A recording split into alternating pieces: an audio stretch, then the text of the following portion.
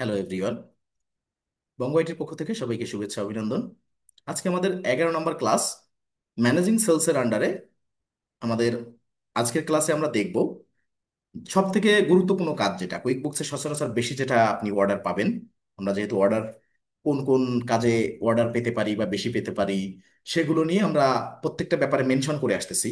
তো সেখানে এটা সব থেকে একটা বেশি অর্ডার পাওয়ার একটা জায়গা, সেটা হচ্ছে বাল্ক ইনভয়েস ইম্পোর্ট। আপনি তো সিঙ্গেল ইনভয়েস বা সিঙ্গেল আপনার যে সেলস রিসিপ্ট বা আপনার রিসিপ্ট পেমেন্ট, এগুলো তো আমরা দেখছি। অর্থাৎ সেলসের আন্ডারে কুইক বুকসে প্লাস নিউ আইকনে এই কাস্টমারের আন্ডারে যাবতীয় সবকিছু আমরা করছি। শুধু আজকে কি করব, বাল্ক ইনভয়েস ইম্পোর্ট করব, কিভাবে অনেকগুলো ইনভয়েস একসাথে ইম্পোর্ট করতে হয়, এবং delayed charge, delayed credit, not delete, delayed অর্থাৎ দেরি করা অর্থে বোঝাতে। এই তিনটা জিনিস আমরা দেখব। এবং বাল্ক ইনভয়েসটা সর্বোচ্চ কাজে লাগবে আমার মার্কেট প্লেসে কাজ করতে হলে। তা চলেন আমরা শুরু করি বাল্ক ইনভয়েস ইম্পোর্ট। এখন বায়ার আপনাকে বাল্ক আকারে ইনভয়েস দিবে। এখন এখানে দেখেন বাল্ক ইনভয়েস ইম্পোর্টের একটা ডাটা আছে।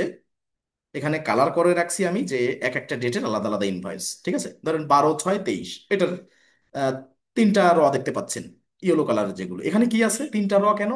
আমরা যেহেতু সেটিংয়ে, কোম্পানি সেটিংয়ে আমরা সেট আপ করছিলাম যে আইটেম বা সার্ভিস, এগুলো আমরা আলাদা আলাদা এক এক লাইনে এক একটা দিব। অর্থাৎ শো আইটেম ইন, এখানে লেখা ছিল যে এস র, মানে আলাদা আলাদা প্রোডাক্টগুলো আলাদা আলাদা রতে থাকবে, অর্থাৎ তিনটা প্রোডাক্ট তিনটা রতে আলাদা আলাদা আছে। এইভাবে আমরা দিয়েছি।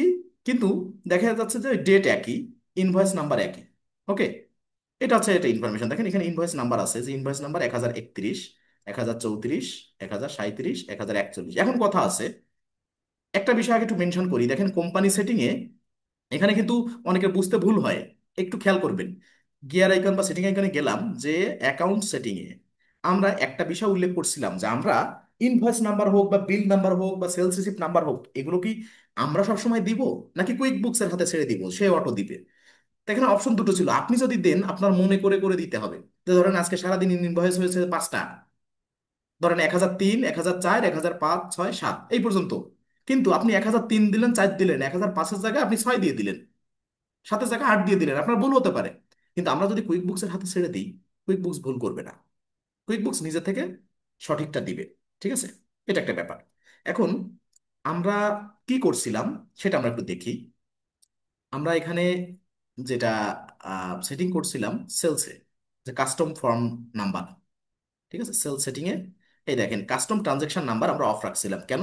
যে কুইক বুকসের হাতে আমরা দিয়ে দিব যে সে কখনো 1011-র পরে 1013 দিবে না, অবশ্যই 1011-র পরে 1012 সে নিজে থেকে দিবে, তারপরে 13, তারপর 14, মানে কোনোটা গ্যাপ রাখবে না, আর ট্রানজেকশন নাম্বার ভুল করবে না। এখন কাস্টম ট্রানজেকশন নাম্বার, এই জিনিসটার প্রয়োগ কখন আপনার লাগবে, অর্থাৎ কখন এটা অন করা লাগতে পারে? যে আমরা কি সবসময় কাস্টম ট্রানজেকশন নাম্বার অফ রাখবো, এরকম অফ থাকবে যে আমরা কুইক বুকসের হাতে ছেড়ে দেবো সবসময়? সবসময় না। এইটা কিন্তু চেঞ্জ হবে। কখন কখন চেঞ্জ হবে? দেখা যাচ্ছে আপনি যখন একটা বায়ারের কাছ থেকে অর্ডার পাবেন, এমন যে আমি জেরোতে ছিলাম বা আমি অন্য কোনো সফটওয়্যারে ছিলাম, সেখান থেকে আমি কুইক বুকসে শিফট করছি, আমার 3 বছর বিজনেস করছি, অন্য কোনো সফটওয়্যারে আমি ট্রানজাকশনগুলো রেকর্ড করতাম। সেক্ষেত্রে আপনাকে অর্ডার প্লেস করলো যে আমি এই 3 বছরের ট্রানজাকশন সব কুইক বুকসে ইন্টিগ্রেট করতে চাই। অর্থাৎ আমার এই সফটওয়্যারের সমস্ত ডাটা ঠিক থাকবে, আপনি শুধু কুইক বুকসে আমার শিফট করে দিবেন। এখন ওনাকে আপনি প্রশ্ন করবেন, যখনই পুরনো ডাটা নিয়ে কন্টিনিউ বিজনেস করার, পুরনো ডাটা হোক সেটা 1 মাস বা 15 দিন বা 1 বছর বা 15 বছর বা 5 বছর, সাপোজ সময় যাই হোক, একদিন আগের ডাটা নিয়েও যদি কেউ আপনার কাছে অর্ডার প্লেস করতে আসে, আপনি তাকে স্পষ্ট একটা মেসেজ দিবেন। এটা কিন্তু সবসময় মনে রাখতে হবে। সেটা কি? যে আপনার ধরেন 1 বছর আগের বিজনেস, ওখানে আপনার যে ট্রানজেকশন আছে, ইনভয়েস, বিল, এইগুলো যে নাম্বার আছে, এই নাম্বারগুলো কি আপনি ঠিক রাখতে চাচ্ছেন, নাকি নাম্বারগুলো চেঞ্জ হলে আপনার প্রবলেম নাই? বুঝেন? তার মানে কি, ইনভয়েস নাম্বার 1015, উনি হয়তো ইনভয়েস নাম্বার 1015 সম্পর্কে অবগত আছে যে সাপোজ ওনার একজন কাস্টমার স্টালিন, এনার সাথে 1015 নাম্বার ইনভয়েস ছিল, কোনো কারণে ধরেন উনি জানে। কিন্তু পরে আপনি ডাটা অ্যাড করে দিলেন তার কুইক বুকসের সফটওয়্যারে, আগে সফটওয়্যার থেকে, উনি দেখলো 1000 নাম্বার 15, মানে 1015 নাম্বার যে ইনভয়েস সেটা স্টালিন নাই, তাহলে আপনারা তখন তো যা তা বলবে, এ ভাই কি করছেন, উল্টাপাল্টা অ্যাড করে দিচ্ছেন কেন, হ্যান ত্যান বিভিন্ন কথা বলতে পারে। এই জন্য তাকে অবগত করতে হবে যে কুইক বুকসের দুটো প্রসিডিউর। এক হচ্ছে আপনি যদি পুরনো ডাটা কুইকবুকসে আপডেট করতে চান, সেক্ষেত্রে আপনার কি করতে হবে, আপনি নাম্বার সেম থাকবে কিনা, যে আপনার নাম্বার নিয়ে আপত্তি আছে কিনা, যে আমার ইনভয়েস নাম্বার বিল নাম্বার কিন্তু চেঞ্জ হতে পারে। আমরা দুটো জিনিস করতে পারি, যে এক কুইক বুকসের হাতে আমরা ছেড়ে দিতে পারি, তাহলে সে তার মতো করে নাম্বারিং করবে, আপনার ইনফরমেশন সব সেম থাকবে, শুধু নাম্বারটা চেঞ্জ হবে। কুইক বুকস নিজের মতো করে নাম্বারিং করবে, এক। দ্বিতীয়ত ওনাকে বলতে হবে যে আপনি কি এই অপশনটা পছন্দ করবেন, যে কুইক বুকসের উপরে ছেড়ে দিবেন, আপনার নাম্বার চেঞ্জ হলেও কোনো আপত্তি নাই, সব এমনি ফিনান্সিয়াল ট্রানজেকশন সব সেম থাকবে, কিন্তু শুধু নাম্বারটা চেঞ্জ হবে। এই একটা অপশন। আপনি কি এটা চুজ করবেন, যে আপনার নাম্বার নিয়ে যদি কোনো প্রবলেম না থাকে তাহলে এটা করতে পারেন। এক্ষেত্রে সুবিধা কি, কুইক বুকস কখনো ভুল করবে না, আমরা যদি কুইক বুকসের হাতে অ্যাসাইন করে দেই, এখন বিগত যে ট্রানজেকশন সেগুলো তো আপনার আপডেট হবে, ভবিষ্যতেও আপনার কোনো ট্রানজেকশন রেকর্ড করার জন্য আপনার মনে রাখা লাগবে না। এই একটা অপশন। দ্বিতীয়ত অপশন কি, যে আপনি যদি চান যে না, আমার ট্রানজেকশনের যে যে নাম্বার আছে হুবহু সেম থাকতে হবে, তাহলে কাস্টম ট্রানজেকশন নাম্বারটা আমরা অফ রাখবো। ঠিক আছে, তাহলে বায়ার রিকোয়ারমেন্ট বুঝে আমরা কাজ করবো। তাহলে প্রথম কাজ কি, বায়ার যদি বলে যে বিল, ইনভয়েস বা অন্য যত ধরনের ট্রানজেকশন আমাদের আছে, যত ফরম্যাট আছে, যে সবকিছুর নাম্বার ঠিক থাকতে হবে, নাম্বার সহ সব ইনফরমেশন সেম থাকবে, তাহলে আমরা কাস্টম ট্রানজেকশন নাম্বারটা তখন অন করব, অন করে ওনার ডাটাগুলো আপডেট করব ওনার নাম্বার অনুযায়ী। সেই মুহূর্তের জন্য এখানে সেটিং এসে কাস্টম ট্রানজেকশন নাম্বার অন রেখে সেভ করব এবং ডান দিব। তার মানে কাস্টম ট্রানজেকশন নাম্বার এটা অন রাখার মিনিংটা কি দাঁড়ালো, যে ওনার যে যে ইনফরমেশন আছে, ইনভয়েস নাম্বার, বিল নাম্বার, ট্রানজেকশনের হিস্টোরি তো সব ঠিক থাকবে, পাশাপাশি নাম্বারগুলো, ওনার নাম্বারগুলো আমি আপডেট করে দিব।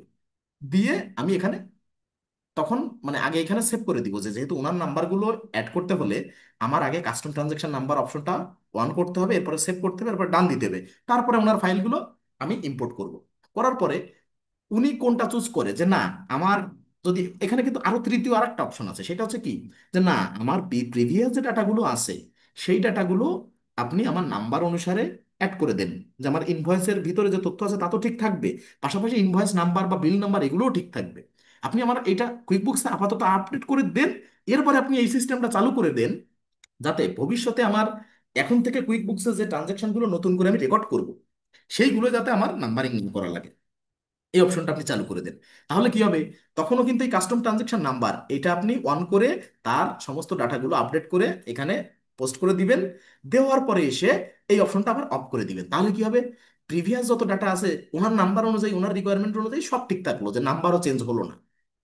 তারপরে সবকিছু করে এসে এখানে আবার এই সেটিংয়ে এসে এটা অফ করে সেভ করে দিলেন, তাহলে কি হবে, সেক্ষেত্রে কিন্তু তার নাম্বার অনুযায়ী অ্যাডও হলো, আবার ভবিষ্যতে তার নাম্বারিং করা লাগলো না, অর্থাৎ একই সাথে উনি দুটো অপশন পাইলো, প্রিভিয়াস ডাটা ওনার ইনভয়েস বা বিল নাম্বার সহকারে উনি পেয়ে গেল, আবার কাস্টম ট্রানজেকশন নাম্বার আবার এসে অফ করে রাখলো, যে এখন থেকে কুইক বুকসে উনি এই ডাটা ইন্টিগ্রেট করার পর, অন্য সফটওয়্যার থেকে এই সফটওয়্যারে ডাটা ইন্টিগ্রেট করার পর যে ইনভয়েসগুলো করবে বা যে বিলগুলো করবে, সেক্ষেত্রে এই সুবিধা নিতে পারবে, যে এখন থেকে তার নতুন যে ট্রানজাকশনগুলো সেখানে তার নাম্বারিং করা লাগবে না, কুইক বুকস নিজে থেকে নাম্বারিং করবে। এই ব্যাপারটা, এই নাম্বারিং এর ব্যাপারটা, কাস্টম ট্রানজাকশন নাম্বার কখন অফ করব কখন অন করব, বা অফ করব কিনা বা অন করব কিনা, সেই ক্লায়েন্ট বুঝে আপনার কিন্তু বুঝতে হবে। ঠিক আছে, এখানে আমরা এই এক্সেল ফাইলটা যদি 1031, 1034, 1037, 1041, এই যে ইনভয়েস নাম্বারগুলো যদি আমরা চাই যে আমরা যে এগুলো ইনভয়েসগুলো ইম্পোর্ট করব বাল্ক আকারে, এই চারটা ইনভয়েস, সেক্ষেত্রে আমাদের এই নাম্বারটা কিন্তু থাকবে না। এমত অবস্থায় কেন থাকবে না, কারণ আমাদের সেটিংয়ে কি আছে, কাস্টম ট্রানজেকশন নাম্বার এখানে অফ করা আছে। ওকে, এই যে কাস্টম ট্রানজেকশন নাম্বার এটা অফ করা আছে। তাহলে কি হবে, আমরা এই যে যে চারটা ইনভয়েস এখানে আপলোড করব, সেক্ষেত্রে আমাদের সবই আপলোড হবে, সব ডাটা আপলোড হবে, শুধুমাত্র এই নাম্বারগুলো কিন্তু সেম থাকবে না। কারণ ধরে নিন আমি এখানে কুইক বুকসে যে পর্যন্ত আমি ইনভয়েস করছি, কত নাম্বার ইনভয়েস করছি আমি একটু দেখে আনি। সেল সেন্টারে গেলাম, অল সেলসে, যে আমার সর্বশেষ ইনভয়েস নাম্বার কোনটা, যে কোন ইনভয়েসটা আমি সর্বশেষ করছি, এখানে অলডেট দিব। অলডেট দিয়ে দেখেন এখানে ইনভয়েস 1010 দেখাচ্ছে। আরো দেখি যে আরো কোনো ওল্ড আছে কিনা, না নাই, 1010। এখন কি হবে দেখেন, আমি আগে থেকে একটু দেখাই। অন্য অন্য ব্যাচদের এত, মানে না 1011 আছে, মানে এত ডিটেইলে অন্যদের এত দেখাতে পারি নাই, কারণ অনেক ক্ষেত্রে এটা শর্টকাট ওভারভিউ করে একটা ক্লাস কন্টিনিউ করা হয়, কিন্তু আমি চাচ্ছি যেহেতু অনেক কিছু আপডেট হচ্ছে, ফিচার ওভারভিউ কুইক বুকসের প্রতিনিয়ত আপডেট হচ্ছে, এই এপ্রিলে সবচেয়ে বড় আপডেট গেছে। ঠিক আছে, তা আপনারা অনেক কিছু আপডেটেড পাচ্ছেন, এর জন্য আপনাদের আর একটু মেনশন করে দিচ্ছি। ঠিক আছে, যে প্রিভিয়াস ইউটিউবে ক্লাস দেখতে পারেন আপনারা হয়তো একরকম, এখানে একটু চেঞ্জ, তা সেই আপডেটেড সহ আপনারা পাচ্ছেন। সব থেকে বড় আপডেট, বিগত এক বছরে সব থেকে বড় আপডেট হয়েছে এই এপ্রিল মাসে কুইক বুকসের। ওকে, তা সেই আপডেট সহকারে আপনারা ক্লাস করতে পারতেছেন। আচ্ছা, এখন দেখেন ইনভয়েস 11 আছে, ইনভয়েস 10 না, 1011 আছে। এখন আপনার প্রশ্ন থাকতে পারে যে আমি এই যে ইনভয়েসটায় 4টে ইনভয়েস আছে এখানে, আমার কুইক বুকসে আছে 1011 পর্যন্ত সর্বোচ্চ ইনভয়েস করা, এরপরে 1012, 13, 14 এগুলো নাই, 11ই সর্বশেষ। এখন আমি যদি চাই 1031, 34, 37, 41, আমি এই 4টে ইনভয়েস আমি যদি ইম্পোর্ট করি বাল্ক আকারে, তাহলে কি এই নাম্বারগুলো আমার সেম থাকবে? না, সেম থাকবে না। কেন থাকবে না? তার প্রথম কারণ, আমাদের সেটিংয়ে কাস্টম ট্রানজেকশন নাম্বার এই ব্যাপারটা অফ রাখছি আমরা। অফ রাখছি, কেন রাখছি? আমরা ইতোপূর্বে ট্রানজেকশন হোক, রানিং হোক, যাই হোক, কুইক বুকসে আমরা যাই অ্যাড করব, সেক্ষেত্রে কাস্টম ট্রানজেকশন নাম্বার অফ থাকলে সমস্ত ট্রানজেকশনের যে ফিনান্সিয়াল ডাটা আছে সব আপডেট হবে, কিন্তু নাম্বারটা আমাদের ম্যানুয়ালি দেওয়ার সুযোগ আমরা বন্ধ করে রাখছি, অফ রাখছি। যে কাস্টমাইজ করে বা আপনি নিজে থেকে ট্রানজেকশন নাম্বার দিতে পারবেন না, বা আপনার নিজে থেকে দেওয়া ট্রানজেকশন নাম্বার কুইকবুকস অ্যালাউ করবে না।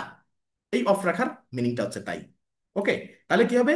এই 4টা ট্রানজেকশন সব আপলোড হবে, শুধুমাত্র নাম্বারগুলো কি হবে, এই যে 1031, 34, 37, 41, এখানে নাম্বার হয়ে যাবে কত দেখেন, এই পাশে আছে কত, 1011 নাম্বার ইনভয়েস, এবার হয়ে যাবে 1012 অটোমেটিক্যালি।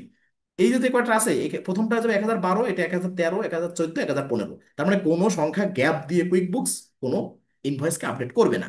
এখন যদি আপনার মনে হয় যে না, আমি চাই এই ট্রানজাকশন নাম্বার 31-এর পরে হয় 32, এখানে আছে 31 থেকে 34 গেল, 34-এর পরে 35, 36 বাদ দিয়ে আছে 37, 37-এর পরে 38, 39, 40, 41, তার মানে তিনটা মাঝখানে গ্যাপ দিয়ে 41 আছে। এখন যদি আপনি বলেন যে না, আমি এই সব সহকারে চাই, যে আমার এই নাম্বারগুলোও থাকবে কুইক বুকসে, আবার এই ট্রানজাকশন গুলো আমি নিতে চাচ্ছি উইথ নাম্বার, যে নাম্বার সেম থাকবে, তাহলে কি করতে হবে? এতক্ষণ যেটা শুরু থেকে ওভারভিউ করলাম, সেটা কাস্টম ট্রানজাকশন নাম্বার এটা অন করতে হবে।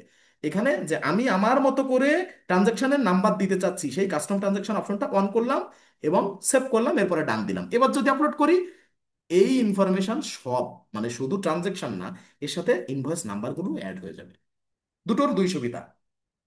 ঠিক আছে, তাহলে আশা করি বুঝতে পারছেন যে কেন অ্যাড হবে না নাম্বার, আর কেন, মানে অ্যাড করতে গেলে কি হবে। ঠিক আছে, আশা করি এই ব্যাপারটা, যখন প্রিভিয়াস ডাটা নিয়ে আপনার কাছে যখন অর্ডার আসবে, নিশ্চিত নিঃসন্দেহে সব থেকে বড় অর্ডার আসবে সেগুলা, কারণ তারা কেউ 2 বছর, 3 বছর, 2 মাস, 4 মাস, 6 মাস ডাটা নিয়ে আসবে। তখন দেখবেন ডাটা ভলিউমের কারণে, আমরা কিন্তু ট্রানজেকশন ভলিউমের উপর চার্জ করি, যে আপনার 1000 ট্রানজাকশন আছে, আমরা $500 চার্জ করি, মাপকাঠিটা হাফ এরকম, যে দুইটা ট্রানজাকশনের বিপরীতে $1, এরকম 50% একটা মানে রুল আমরা ফলো করি। তা সেক্ষেত্রে একজন 5 মাস, 4 মাস, 3 মাসও যদি ট্রানজাকশন নিয়ে আসে, তার মিনিমাম 1000, 1200, 1500 ট্রানজাকশন থাকে।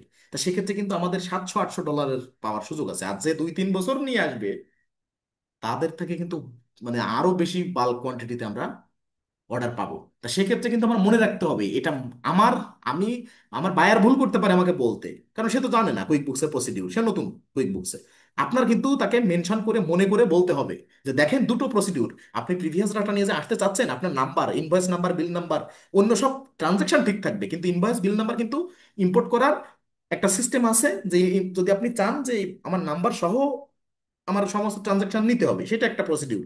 আর যে না, আমার নাম্বার ডাজন্ট ম্যাটার, আপনি নিয়ে দেন, এটা একটা ব্যাপার।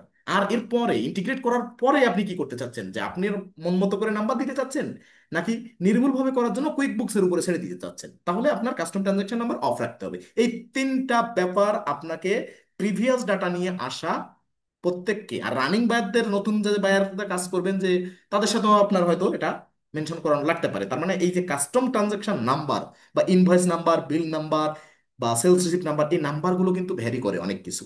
এই নাম্বারের ব্যাপারটা পুরনো ক্লায়েন্ট, নতুন ক্লায়েন্ট নাই, আপনার মনে রাখতে হবে, কারণ এটা অনেক ক্ষেত্রে আপনার চেঞ্জ করতে হতে পারে প্রতিনিয়ত। এটা স্বাভাবিক, এটা স্বাভাবিক প্রক্রিয়া, এটা চলমান প্রক্রিয়া, কিন্তু মনে আপনার থাকতে হবে।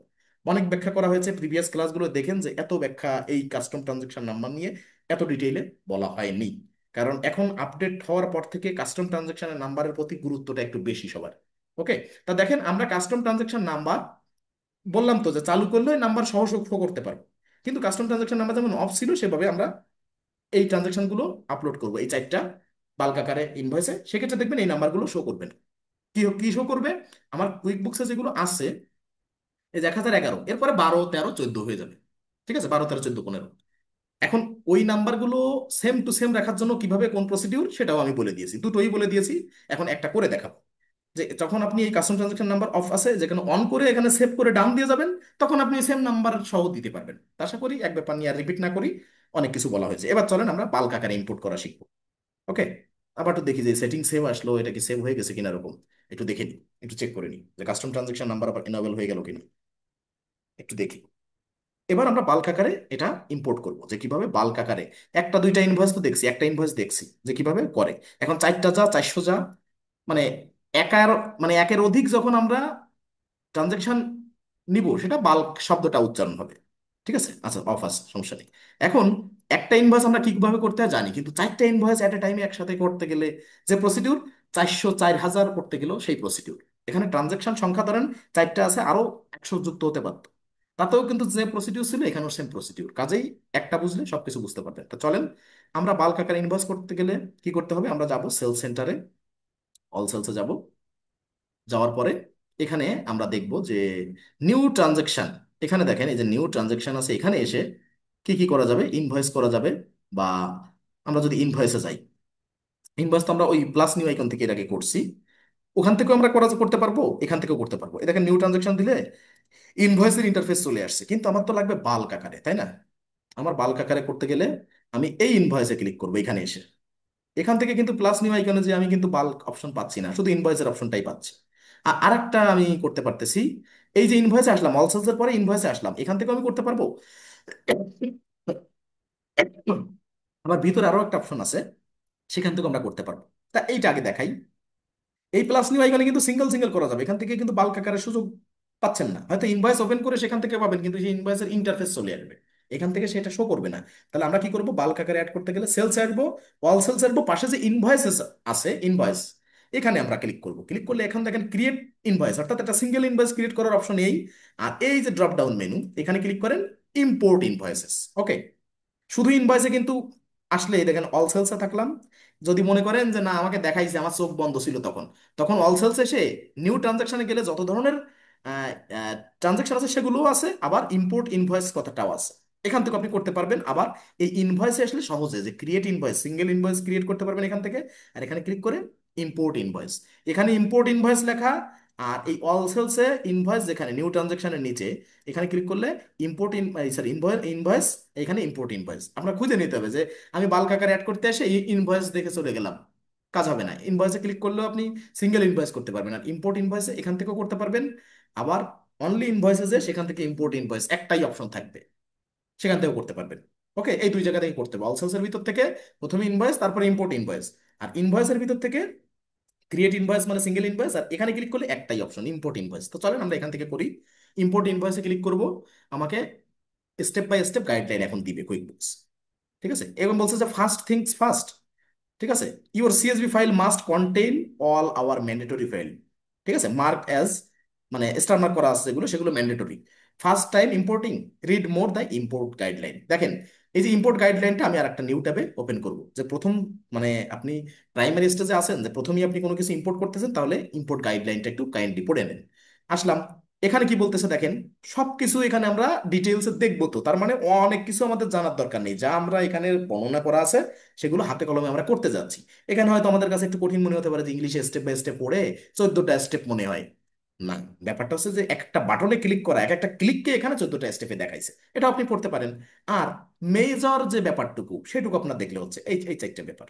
ওকে, প্রথমে বলতেছে কি দেখেন, যে each line item needs its own invoice number.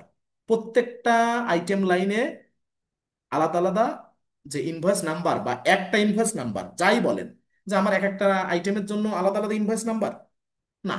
এটা যদি হয় যে না আমার এক একটা প্রোডাক্ট নিয়ে এক একটা ইনভয়েস, তাহলে প্রত্যেকটা লাইনের জন্য আলাদা ইনভয়েস তো এটা হবেই।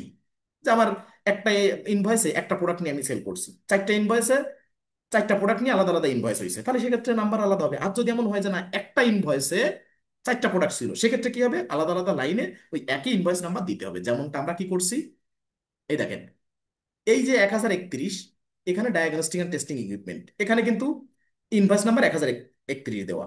আবার এরপরে ওই একই ইনভয়েসে লাইফ সেভিং ইকুইপমেন্ট একেও কিন্তু 1031 নাম্বার ইনভয়েস দেওয়া রয়েছে। এরপরে ইসিজি মেশিন একই ইনভয়েসে ওই 1031, অর্থাৎ তিনটা প্রোডাক্ট কিন্তু 1031 নাম্বার ইনভয়েস প্রথম একটা ঘরে দিতে পারতাম, কিন্তু আমরা তিনটাতেই ব্যবহার করছি কেন? এদের প্রথম শর্ত হচ্ছে এটা, ঠিক আছে, যে আপনার যে কয়টা প্রোডাক্ট নিয়ে ইনভয়েস করা থাকুক না কেন, আপনার আলাদা আলাদা সেই invoice number, customer, invoice date, due date, item amount and item code, export দিতে হবে। ওকে। এরপরে কি, as imported spreadsheet can contain up to 1000 rows. ওকে। তার মানে 1000 লাইন সর্বোচ্চ থাকতে পারবে। মানে আপনি বাল্ক আকারে, এই যে যেমন দেখতেছেন না, 1 নম্বর কলামে টোটাল এই যে কলামের আইকন গুলো দেখা যাচ্ছে বা কলামের নেম গুলো, 2 3, তার মানে এটা প্রত্যেকটা একটা লাইন বা একটা র, এখানে কত সর্বোচ্চ 13টা পর্যন্ত রতে আমার ডাটা আছে। আপনি একটা ইনভয়েস ইম্পোর্ট করতে গেলে 1000 র, 1000 লাইন এক্সেল শিটে বা সিএসবি শিটে 1000 লাইন আপনি একবার ইম্পোর্ট করতে পারবেন, এর বেশি না। ওকে। এরপরে কি, you can import a maximum of 100 invoice at a time.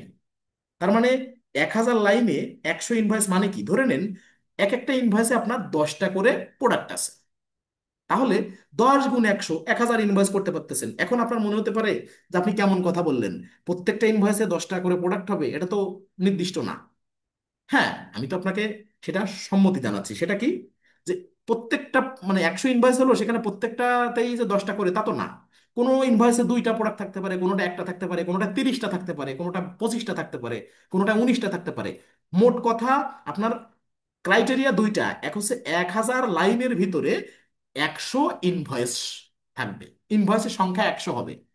যখন শর্ত আর একটার সাথে যুক্ত হবে যে মানে টোটাল লাইন হবে 1000 আর ইনভয়েস হবে 100। এখন যদি এমন হয় আপনার যে আপনার 100 ইনভয়েসে লাইন হয়েছে মাত্র, মানে এক্সেলে যে র হয়েছে 300 সাপোজ, এখন কি আপনার কি মনে হচ্ছে নাকি যে আমার 100 জায়গায় আরো আমার 100 অ্যাড করতে পারবো? না, ব্যাপারটা এরকম না। দুটো শর্ত। আবার যদি আবার মনে হচ্ছে আপনার এরকম যে 100 ইনভয়েস আপনার একসাথে ইম্পোর্ট করতে পারবেন, এটা একটা শর্ত, কিন্তু আপনার 70টা ইনভয়েসে আপনার 1020টা র হয়ে গেছে, তাহলে কিন্তু এই দুটো যখন লঙ্ঘিত হবে তখন কিন্তু আপনার ইম্পোর্ট করতে প্রবলেম হবে। আশা করি বুঝতে পারছেন। ঠিক আছে। তার মানে দুটো দিক দিয়েই সমান থাকতে হবে, যে 70টা ইনভয়েস হয়েছে, র হয়ে গেছে 1020টা। তার মানে আপনার তো মনে করতে পারেন তখন যে আমার তো 1000 ইনভয়েস নিতে পারবো, এখন আমার কেন ইম্পোর্ট হচ্ছে না?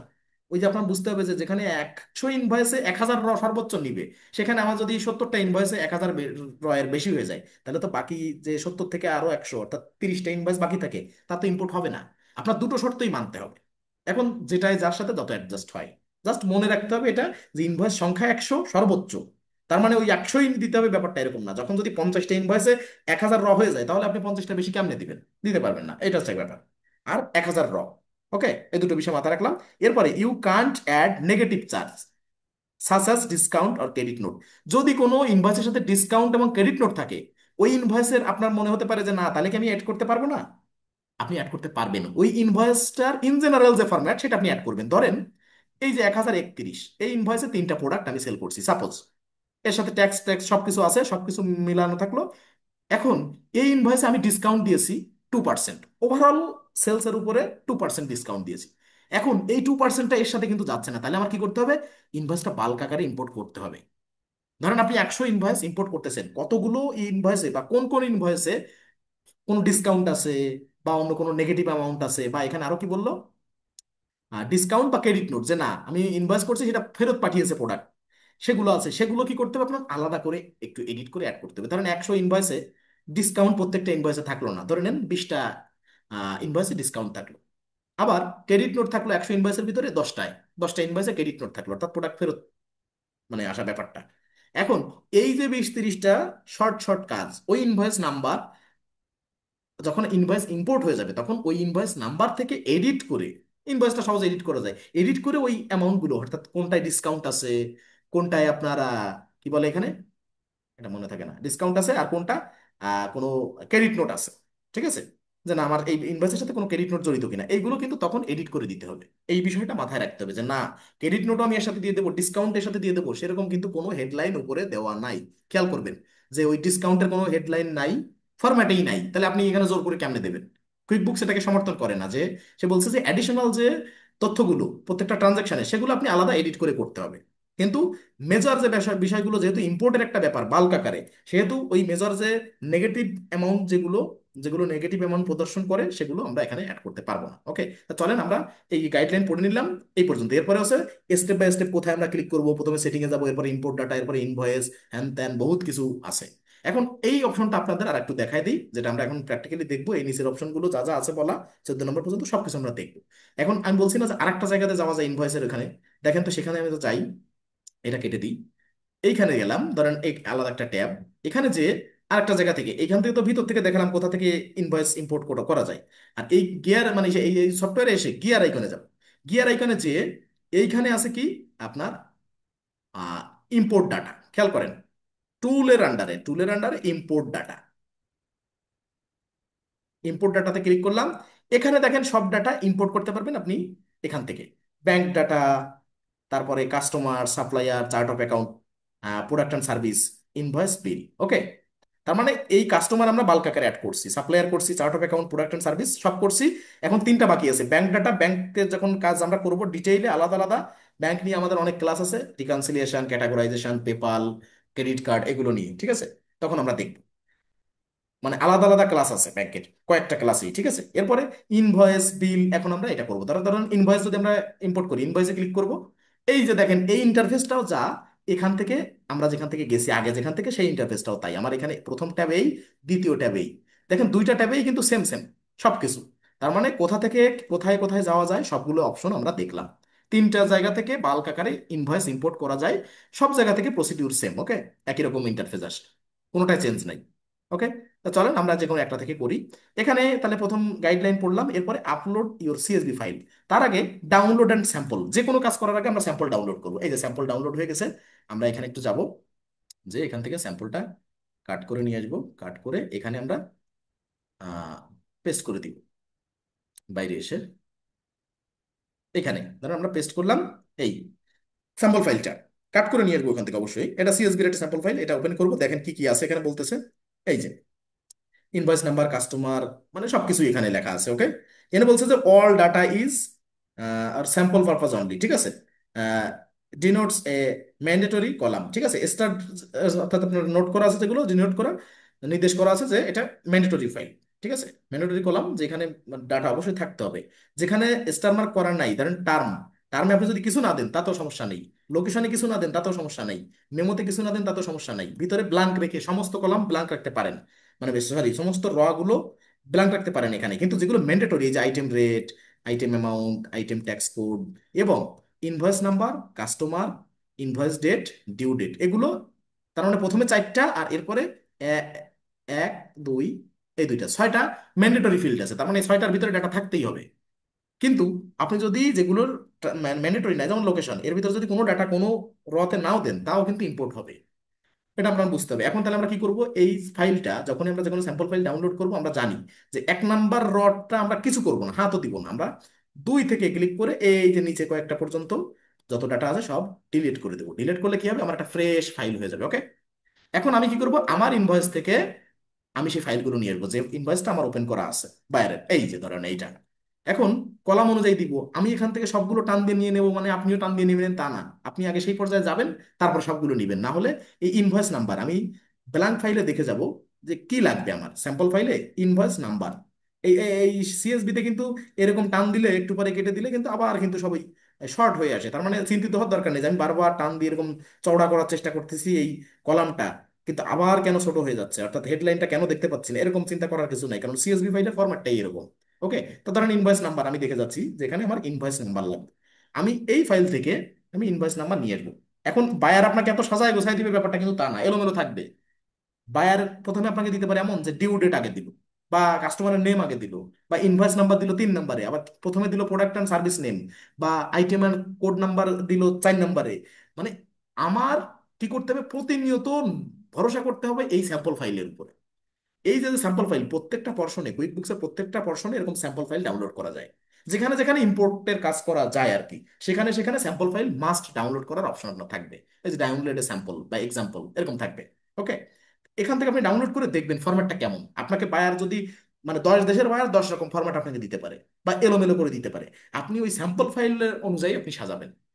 ঠিক আছে, তা আমি আমার মতো করে এই ফাইলটা আপনাদের সাজাই দিছি, তার কারণে কি জানেন, যে আপনাদের কাছে যেন একটা সাজানো কপি থাকে, প্রত্যেকটা কাজের একটা সাজানো কপি থাকে, যেটা আমি প্রদান করতেছি, যে এইটা দেখে দেখে আপনারা একটা বানাতে পারেন। কিন্তু আমি যদি এলোমেলো দিতাম তাহলে আপনার কাছে সাজানো ফাইল বা থাকতো কোনটা? এই জন্য বিভিন্ন রূপের মানে জনের বিভিন্ন মত হতে পারে। আমি আপনাকে সাজাই দিছি যে এলোমেলো তো আপনার কেবল পাওয়া শুরু, এলোমেলো জীবনে বহুত পাবেন। তো অন্তত সাজানো একটা ফরম্যাট, যে আমি কোর্সের সময় প্রদান করছিলাম, একটা সাজানো ফরম্যাট, কোর্স শেষ হয়ে গেলে যেন আপনারা সেভাবে প্র্যাকটিস করতে পারেন। ওকে, তারপরে এলোমেলো ফাইল আপনার আজীবন ধরে পাচ্ছেন যদি কাজ করতে চান এই ফিল্ডে। ওকে, তাহলে ইনভয়েস নাম্বার আমি এখানে কপি করতেছি, কপি করে আমি আমার ব্ল্যাঙ্ক ফাইলে এসে ইনভয়েস নাম্বার পেস্ট করলাম। কালার মনে করেন এখানে যে আমি যে কালার থাকতে হবে ব্যাপারটা তা না, কালার আপনি মুছেও দিতে পারেন, তো ধরেন আমি উদাহরণস্বরূপ নিয়ে আসলাম। এবার দেখে যাচ্ছি কাস্টমার নেম, এখান থেকে দেখে যাব এক একটা করে আমি এখান থেকে নিয়ে আসবো। ওকে, কপি পেস্ট দিলাম। এবার ইনভয়েস ডেট, এখানে একটা বড় করলে ডেট দেন, এই যে ইনভয়েস ডেট। তাহলে আপনার এই এক একটা করে আনবেন ইনভয়েস ডেট, আগে আপনি নিজের মতো করে একটা ফাইল বানাবেন বায়ারের থেকে নিয়ে, বায়ার যেটা দিছে ওইটা দিয়েই আপনি সে কাজ করে উদ্ধার করে দেবেন, এটা মানে কোনো সময় রাখবেন না, কারণ এখানে জাস্ট কপি পেস্টের কাজ, অ্যাডভান্স এক্সেলের কাজও না। কাজেই আপনি একটু মনোযোগ সহকারে কাজ করবেন, ঠিক আছে? যে ওই অলসতা করে বায়ার যা দিছে, এখানে আপনার কপি পেস্ট ছাড়া কোনো কাজ নাই, অ্যাডভান্স এক্সেলের কোনো কাজই এখানে নাই। তা সেক্ষেত্রে মানে এতটুকু কপি পেস্ট করতে পারবেন না যে এই ফাইলটা, এই যে ডিউ ডেটটা আছে 6 নম্বরে, এখান থেকে আমি কাট করে 4 নম্বরে ডি ডি কলামে ডিউ ডেট আনবো। তারপরে আমি এডিট করে এগুলো একটু বসাবো, এলোমেলো আছে ডেট ফরম্যাট গুলো একটু চেঞ্জ করবো। এতটুকু যদি না করতে পারেন, মানে ডাটা এন্ট্রি টাইপ যে কাজ করে তার থেকে এই কাজটা সহজ। ওকে, কারণ এই ডাটাটা আপনার সফটওয়্যারে করতে হয়, ডাটা এন্ট্রি করতে গেলেও তাদের একটু খাটনি আছে, আপনার খাটনি টোটালে নাই, এরকম একটা ব্যাপার। ঠিক আছে, তা এই যে আমি ধরেন পরেরগুলো সব একসাথে কপি করে আনতেছি, কারণ আমি জানি যে আমারগুলো ঠিক আছে, তারপরে আমি মিলাবো। কিন্তু আপনি ওই যে কপি করা অভ্যস্ত হয়ে যাবেন না, আগে এক একটা করে আনবেন, তাহলে আপনি পাকাপোক্ত হবেন, পাকাপোক্ত হয়ে যাওয়ার পরে আপনি একটা নিয়ে আনতে পারবেন, আজীবন একটা নিয়ে আসতে পারবেন, কিন্তু আগে এক একটা কলাম করে আনেন। ওকে, তাহলে টার্ম এখানে দেওয়া আছে, টার্ম যদি আমি না দিতে চাই তাও নাও দিতে পারি। তো দেখেন লোকেশন আমার কিছু দেওয়া নেই, তার মানে কি এই ফাইল এই কলামটা অ্যাড হবে না? হবে। মেমো, ধরেন সব কলামে মেমো দেওয়া নেই, জাস্ট এক একটা, মানে সরি সব রতে মেমো দেওয়া নেই, এক একটা রতে মেমো দেওয়া আছে, আমার অ্যাড হবে না? হবে, সমস্যা নেই। এবার এবার কি আছে, আইটেম অ্যান্ড প্রোডাক্টস আর সার্ভিস এটা আছে, আইটেম ডেসক্রিপশন আছে। ওকে, আইটেম কোয়ান্টিটি আছে, আইটেম রেট আছে, আইটেম অ্যামাউন্ট দেখেন এটা ম্যান্ডেটরি, আইটেম ট্যাক্স কোড, ঠিক আছে, কত পার্সেন্ট করে ট্যাক্স মানে ট্যাক্স রেটটা, আইটেম ট্যাক্স অ্যামাউন্ট, ট্যাক্সের অ্যামাউন্ট আলাদা এখানে বসানো আছে যে কত কি ট্যাক্স হচ্ছে। এরপরে আছে কি, কারেন্সি জিবিপি, যেহেতু সবগুলো ইউকের জিবিপি, সার্ভিস ডেট, এখানে ধরেন আমার ডেট দেওয়া নাই, এখন এটা ম্যান্ডেটরিও না, যে সার্ভিস ডেটটা দিতেই হবে ম্যান্ডেটরি না, এজন্য আমি সার্ভিস ডেট দিই নাই, তারপর দেখেন আমার ইনভয়েসটা হবে। তাহলে আমি এবার সেভ করলাম, সব দেওয়া হয়েছে, আমি সবগুলো চেক করলাম, ক্রস চেক করলাম, এরপরে আমি সেভ করতেছি।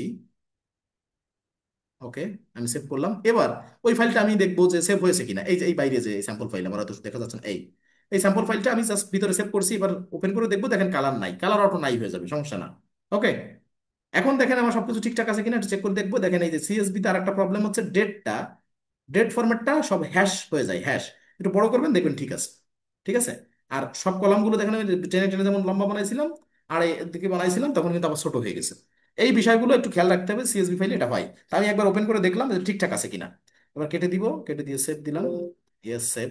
এখন আমি দেখলাম যে না, আমার ফাইলটা যেটা রেডি করেছি ঠিক আছে, এখন আমি এখানে রিনেম করব, ঠিক ইম্পোর্ট করার আগে, বাল্ক আকারে ইম্পোর্ট করার আগে রিনেম করবো, তাহলে আমার মনে থাকবে এই যে ফাইলটার লোকেশন কোথায়, এবং ম্যাক্সিমাম চেষ্টা করবেন ডেস্কটপে রাখার, ডেস্কটপ থেকে তাহলে সহজে ইম্পোর্ট করতে পারবেন, সামনের পর থেকে ইম্পোর্ট করতে পারবেন। ওকে, তা আমি এখানে দিব BULK bulk invoice, BUICES invoices, UK buyer, just UK BUYER। Okay, just এটুকু দিলাম, জাস্ট বোঝার সুবিধার্থে। আমি কি লিখছি, আপনি ABCD লিখবেন না হজবরল লিখবেন, আপনার শুধু কোন লোকেশনে আপনার আছে সেটা আপনার জানতে পারলে আপনার ইম্পোর্ট করতে সুবিধা হবে। চলেন, আমাদের ফাইল রেডি, তাহলে আমরা স্যাম্পল ফাইল থেকে একটা ফাইল বানিয়েছি, সিএসবি ফাইল অবশ্যই, এখানে কিন্তু এক্সেল নিবে না, আগে এক্সেল সিএসবি যে কোনোটা নিত, এই আপডেটের পর থেকে কিন্তু সিএসবি মাস্ট। ওকে, তা চলেন, ব্রাউজে ক্লিক করলাম, আমার যেহেতু ফাইল রেডি, আমি ব্রাউজে ক্লিক করবো, এখন আমাকে নিয়ে গেছে আমি কোথা থেকে আনতে যাচ্ছি। এখন আমার এখান থেকে চলে আসবো আমি ডেস্কটপে, ডেস্কটপে এসে আমি দেখবো এই যে বাল্ক ইনভয়েস ইউকে বায়ার, আমার কিন্তু আরো একটা আছে কিন্তু আমি সেটা নিব না। বাল্ক ইনভয়েস ইউকে বায়ার আমি কেবলমাত্র মানে রিনেম করলে আমার সুবিধাটা হচ্ছে কি, আমার মনে থাকতেছে, এবং কোন লোকেশনে আমি রাখছি তাও মনে থাকতেছে। শুধু রিনেমটা অর্থাৎ নামটা দেখতে পারলে যে কি নামে মানে রাখা ছিল ফাইলটা, সেটা দেখে আমি কিন্তু এখান থেকে ক্লিক করে ফেললাম, দিয়ে এই দিয়ে দিলাম। ওকে, এই যে চলে আসলাম বাল্ক ইনভয়েস ইউকে বায়ার। এখন নিচের দুটো অপশন আছে খেয়াল করেন, আবার এখানে একটা মেনশন করাও আছে যে ইউর সিএসভি ফাইল এখানে লেখেন যে your CSV file can have no more than 1,000 rows, মানে 1,000-এর বেশি বা লাইন থাকতে পারবে না আপনার এই ফাইলে। ঠিক আছে, তা মানে র বলতে ব্ল্যাক, মানে সরি ব্ল্যাঙ্ক থাকতে পারবে সেটা ব্যাপার না। কিন্তু আপনি ডাটা দিলেন 1,001টা রয়, তা তো নিবে না। বোঝা গেছে? এই জন্য আপনাকে আরেকবার মেনশন করে দিল যে যদি আপনি 1,000 রয়ের বেশি দেন, যাতে করে আবার কমায় দেন। ঠিক আছে, সেটা একটা মেনশন করলো। এবার নিচে দুটো দেখেন কি কি লেখা আছে, অ্যাড নিউ কন্ট্যাক্ট।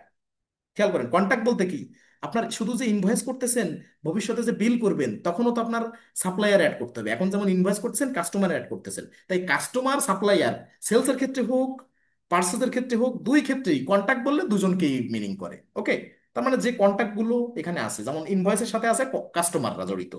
আপনি যখন বিল রেকর্ড করবেন সেক্ষেত্রে আপনার সাপ্লায়াররা থাকবে। এই জন্য কন্ট্যাক্ট বললে সহজে বোঝাবে, সাপ্লায়ার কাস্টমার আলাদা করে বোঝানোর কিছু নাই। বলছে add new contact that don't already exist in QuickBooks, মানে যারা আপনার এইখানে যে কয়টা ইনভয়েস আপনি দিচ্ছেন, এর ভিতরে কি এমন কেউ আছে নাকি যে কাস্টমার গুলো বা যে কন্ট্যাক্ট গুলো, কাস্টমারের ক্ষেত্রে কাস্টমার, সাপ্লায়ারের ক্ষেত্রে সাপ্লায়ার, যে সাপ্লায়ার বা যে কাস্টমার আপনার এই কুইক বুকসে ডাটাবেজে অ্যাড করা নাই।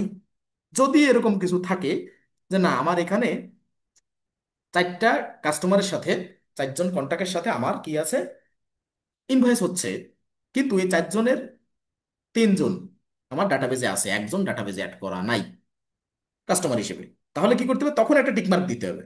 এরপরে তাহলে আমরা বুঝলাম যে যে যাকে নিয়ে যে আমাদের ডাটাবেজে অলরেডি অ্যাড করা নাই, সেরকম যদি কেউ থাকে তাহলে টিকমার্ক দিতে হবে। বুঝলাম।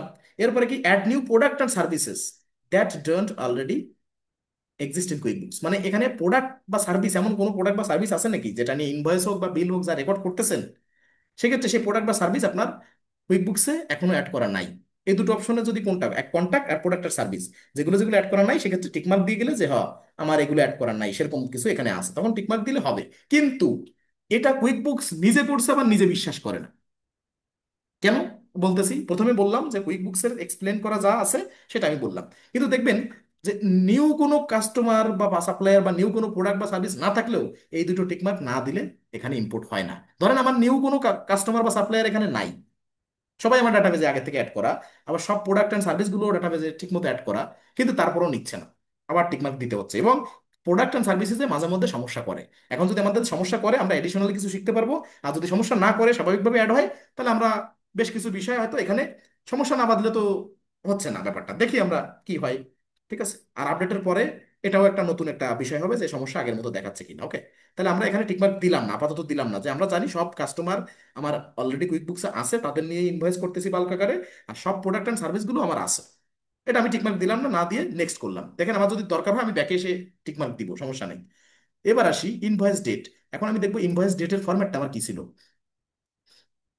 15/6/23, তার মানে ডেট মান্থ ইয়ার ছিল। ওকে, ডেট মান্থ ইয়ার ছিল।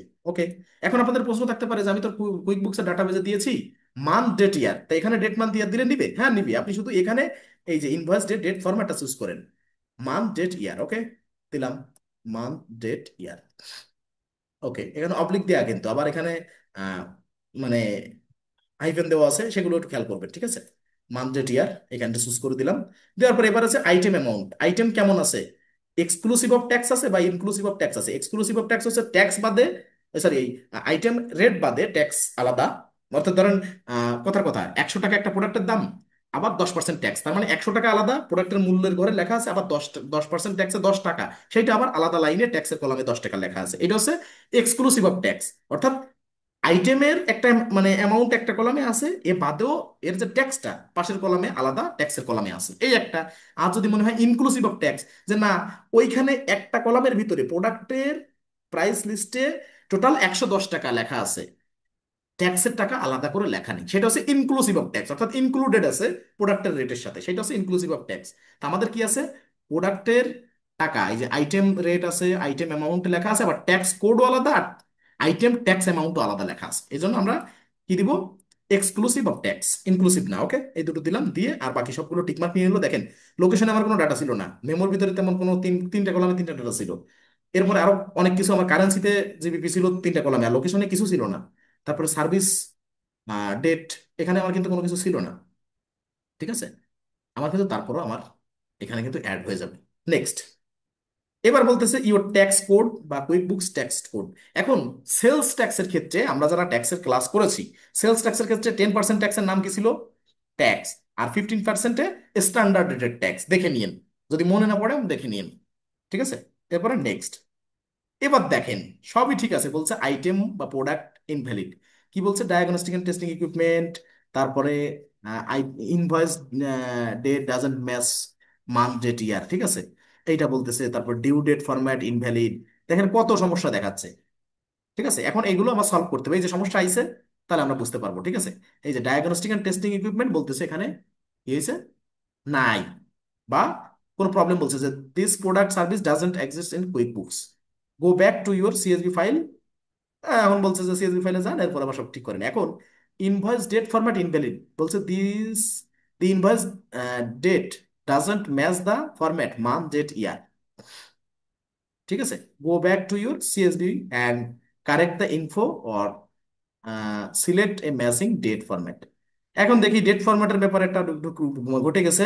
এখন তিনটা ইনভয়েসে, দুটো ইনভয়েসে কিন্তু ডেট ফরম্যাটটা ভুল দেখাচ্ছে এখানে। আর ডায়াগনস্টিক এন্ড টেস্টিং ইকুইপমেন্টের প্রোডাক্টে প্রবলেম হচ্ছে যে এই প্রোডাক্টটা আগে নাই, আপনি অ্যাড করে দেন। এখন আমি একটু দেখি যে অ্যাকচুয়ালি ডেট ফরম্যাটটা তিনটে কলামে, 15 তারিখে যেটা, 15 তারিখ, 16 তারিখ, 18 তারিখ, অর্থাৎ ইনভয়েস 15, 16, 18। আর কোনটার ক্ষেত্রে চেঞ্জ আছে আমি একটু দেখি। 15, 16, 18, 15, 16, 18, দুটোই সেম ইনফরমেশন। আমি একটু দেখি যে আমরা তো চুজ করলাম 15, 16, 18, 15, 16, 18। আচ্ছা, কি চেঞ্জ আমি সেটা একটু দেখবো। 15, 16, 18, 15, 16, 18। আচ্ছা, এখানে কোনো একটা ব্যাপার মিসিং আছে কিনা আমি একটু আগে একটু খেয়াল করি, সেটা একটু দেখে নিই। 16, ও, এখানে একটা আছে, just a minute, surgical equipment,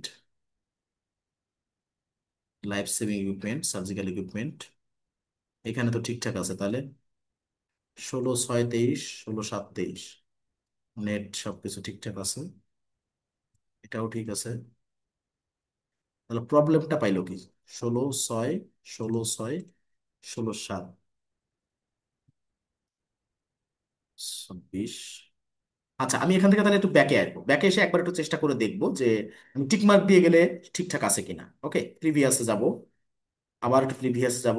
এখন এখানে ডেট ফরম্যাটটা মান্থ, মানে ডাবল দেওয়া আছে কিনা সেটা একটু দেখি আমি। না, ও আমি মান্থ ডেট ইয়ার দিয়েছি, sorry sorry sorry, date month year হবে। আমি বলছি ডেট মান্থ ইয়ার, কিন্তু মান্থ ডেট ইয়ার দিয়েছি। ডেট মান্থ ইয়ার, কেননা 16/6 কত, এইখানে দেখেন এই যে 16, 16 বলতে আগে ডেট, তাহলে আমি ওখানে সিলেক্ট করতে হয়তো ভুল করছি। যাও, আমি একটু ব্যাকে আসবো, ব্যাকে আসবো, ডেটের ব্যাপারটা হয়তো সমাধান হবে। এখন কি বলছে যে ডায়াগনস্টিক অ্যান্ড টেস্টিং ইকুইপমেন্ট, এইটা এটা নাকি কুইক বুকস অলরেডি নাই। তাহলে কি হবে? তাহলে আমার এটা অ্যাড করে যাইতে হবে। কেমনে? এই যে যখন শুরু হচ্ছে, শুরুতে আমি দেখলাম যে কন্ট্যাক্ট অর্থাৎ কাস্টমার নিয়ে কোনো মাথা ব্যথা নাই, যেটা আগে ছিল, আপডেটে এতটুকু পরিবর্তন আসছে, এটা শিওর হলাম। তাহলে কাস্টমার যে কয়জন আমার আছে, এইখানে যে কাস্টমার গুলো, এই যে আহ, একটু দেখাই, ব্র্যান্ড ফোর্ডস, জ্যাসন কায়রন, গায়ত্রী কিনি, ক্রিস স্মিথ, এনারা আছে। তাহলে এটা নিয়ে, প্রথমটা নিয়ে কোনো প্রবলেম নেই, কিন্তু দ্বিতীয়টা, add new product and service that doesn't বা don't already exist in QuickBooks. Okay, তাহলে আমার যেহেতু ডায়াগনস্টিক টেস্টিং ইকুইপমেন্ট নাই বা ছিল না সেটা বলতেছে, তাহলে আমি টিকমার্ক দিয়ে যাই, তাহলে হয় নিউ প্রোডাক্ট বা সার্ভিস এই লিস্টে আছে, এটা আমি সম্মত, সেটা দিয়ে টিকমার্ক দিলাম, দিয়ে নেক্সট। আর এরপরে ডেটা যেটা ছিল, এইখানে আমরা মান্থ ডেট ইয়ার দিয়েছিলাম, আমরা দিব ডেট মান্থ ইয়ার, আশা করি সমাধান হবে। ঠিক আছে, মান্থ ডেট ইয়ার। ওকে, এবার এখানে আছে এক্সক্লুসিভ ট্যাক্স, এটা থাকবে। তাহলে ডেটের বিষয়টা বুঝলেন, আমরা date month year, month date year দিয়েছিলাম, বিধায় প্রবলেম হয়েছে। আমরা ডেট মান্থ ইয়ার দিয়ে যাচ্ছি। নেক্সট, এবার আবার এখানে 10% ট্যাক্স হচ্ছে ট্যাক্স নামে ছিল, আর 15% হচ্ছে স্ট্যান্ডার্ড রেটেড ট্যাক্স ছিল। ওকে, নেক্সট। এবার দেখেন, এবার কিন্তু কোনো প্রবলেম নাই, সব ইরোর সলভ। এখন দেখেন, এই মুহূর্তে আপলোড করার আগে আমি দেখাই, ডায়াগনস্টিক এন্ড টেস্টিং ইকুইপমেন্ট কি আমাদের ডাটাবেজে নাই? অবশ্যই আছে। তারপরও কুইক বুকস মাঝে মধ্যে এই ধরনের টেকনিক্যাল ইস্যু করতে পারে, এটা সফটওয়্যারের বাগ বলতে পারেন, বাগ।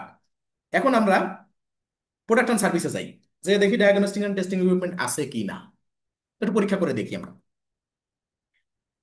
এখন কুইক বুক সফটওয়্যার ঠিক আছে, খারাপ না, সবকিছু ঠিক আছে, কিন্তু বাগ ব্যাপারটা কুইক বুকসের যে বদনাম ব্যাপারটা তা না। এই পৃথিবীতে যতগুলো দেশ আছে সব দেশে কম বেশি কুইক বুকস আছে। প্রত্যেকটা দেশে আলাদা আলাদা, মানে একটা ওয়েবসাইট থেকে বা একটা ডোমেইন থেকে কান্ট্রি ওয়াইজ আলাদা আলাদা সাব ডোমেইনে ভাগ করে গোটা বিশ্বব্যাপী কুইক বুকস ছড়ানো ছিটানো। এখন এই যে সমস্ত ডাটা এবং ক্লাউড সার্ভার সবকিছু মেনটেন করা, সবকিছু মানে স্ট্রেট ফরওয়ার্ড ভাবে মেনটেন করা, কোটি কোটি প্রতিষ্ঠানে এটা ইউজ করা, সেগুলো ইন্টিগ্রেট করা, সেখানে আপডেট আনা, সবকিছু মিলায় মাঝে মধ্যে কিছু বাগ থাকে। তা আমরা একটু দেখি সেটা এই ধরনের একটা বাগ। এই দেখেন ডায়াগনস্টিক এন্ড টেস্টিং ইকুইপমেন্টে আসছি, এই যে আছে।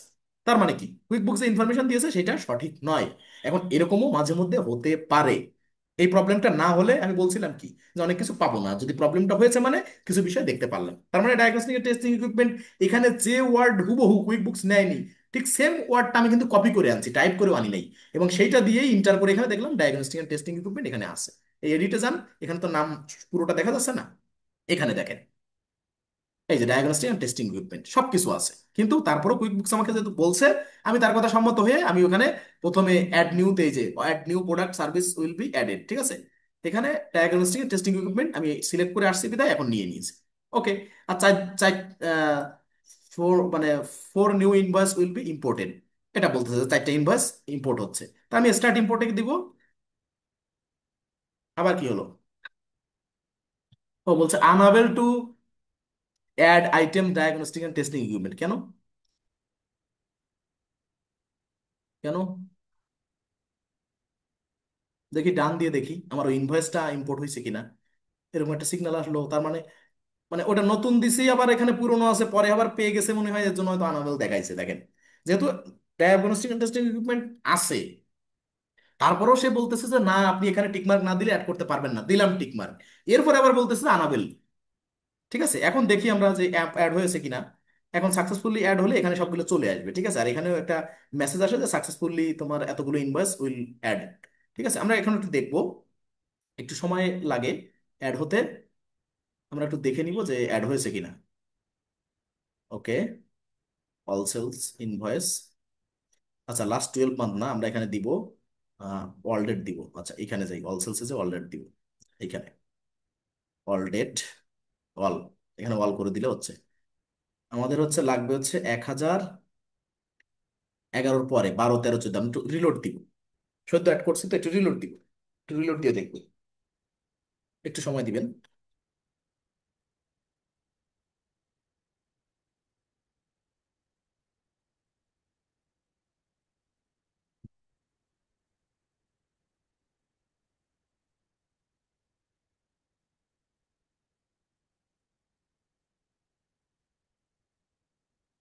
আচ্ছা, এখনো অ্যাড হয়নি। হ্যাঁ, এতক্ষণ তো সময় লাগার কথা না। আচ্ছা, আমরা আরেকবার একটু চেষ্টা করবো। অ্যাড তো ইনস্ট্যান্ট হয়ে যায়, কিন্তু দেখি শুধু ইনভয়েসে যে দেখি, ইনভয়েসে গেলে লাস্ট 12 মান্থ দেওয়া যাবে, কিন্তু তার প্রিভিয়াস দেওয়া যাচ্ছে না। ওয়াল সেলসে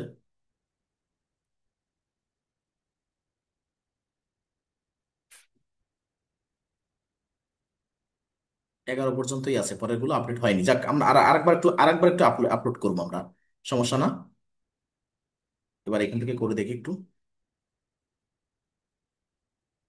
invoice import, browse, desktop,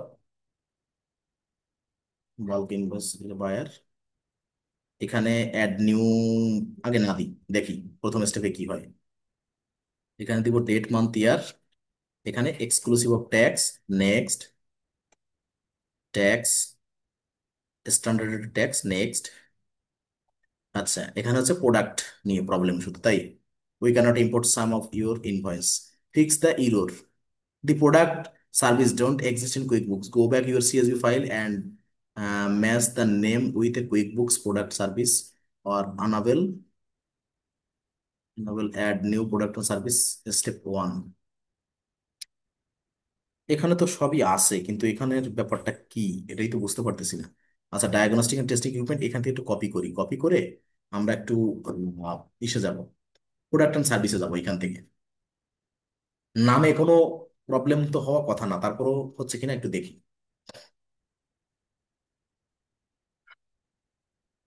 product and সার্ভিসে যে এখান থেকে ডায়াগনস্টিক অ্যান্ড টেস্টিং ইকুইপমেন্টটা এখান থেকে আনবো, সার্চ করি। আচ্ছা, এখানে এডিট করলে কি আসতেছে দেখি। সবই তো ঠিক আছে, এখানে নামটা ওখানে তা এটাই দিয়ে দিই। ইনভেন্টরি আইটেম সবই ঠিক আছে, ইনভেন্টরি এসকিউ কোড আছে, সবকিছুই ঠিকঠাক আছে, তাহলে তো প্রবলেম হওয়ার কথা না। এখানে একটু দিয়ে দিই নামটা। ওকে, সেলস অফ প্রোডাক্ট ইনকাম সবকিছু ঠিক আছে, এখানেও পার্সেস ডিসক্রিপশনে দিয়ে দেই। আর আমার এক্সেল ফাইলে ডায়াগনস্টিক এন্ড টেস্টিং ইকুইপমেন্ট বলতে কি আছে? সবই তো সেম আছে, তাইলে ঘটনাটা ঘটতেছে কোথায়? এখানেও দেখি এই ইনফরমেশনটা একটু দিয়ে দেই। আচ্ছা, এটা তো বড় হয়ে যাচ্ছে। যাক, এটাই রাখি। এবার দেখি আমি একটু অ্যাড করে এবার ব্যাকে যাব। এখান থেকে একটু ব্যাকে যাব, প্রিভিয়াস, প্রিভিয়াস, প্রিভিয়াসে যে আমি প্রোডাক্ট এন্ড সার্ভিসের কলামে একটা টিক মার্ক দিব, দেখি হয় কিনা। এই যে নিউ প্রোডাক্ট এন্ড সার্ভিস, এটা দিলাম। নেক্সট, আর সব ঠিক থাকবে। দিয়ে একটু দেখি, ডেট মান্থ ইয়ার সব ঠিক আছে, exclusive of tax next, 10 tax, standard rated tax 15 next. আচ্ছা, এবার দেখা যাক স্টার্ট ইম্পোর্ট। হ্যাঁ, এবার হচ্ছে, এবার হচ্ছে। তারপরও আবার unable to add item diagnostic and testing equipment, কেন এটা বারবার কেন হচ্ছে? ওখানে কি আছে, এমন কি আছে? শুধু একটা প্রোডাক্টে। আচ্ছা, এর রেটটা কি ঠিকঠাক আছে? আমি ওইখানে যেখানে রিনেমে গেছিলাম, সব ইনফরমেশন কি ঠিক আছে এর সাথে?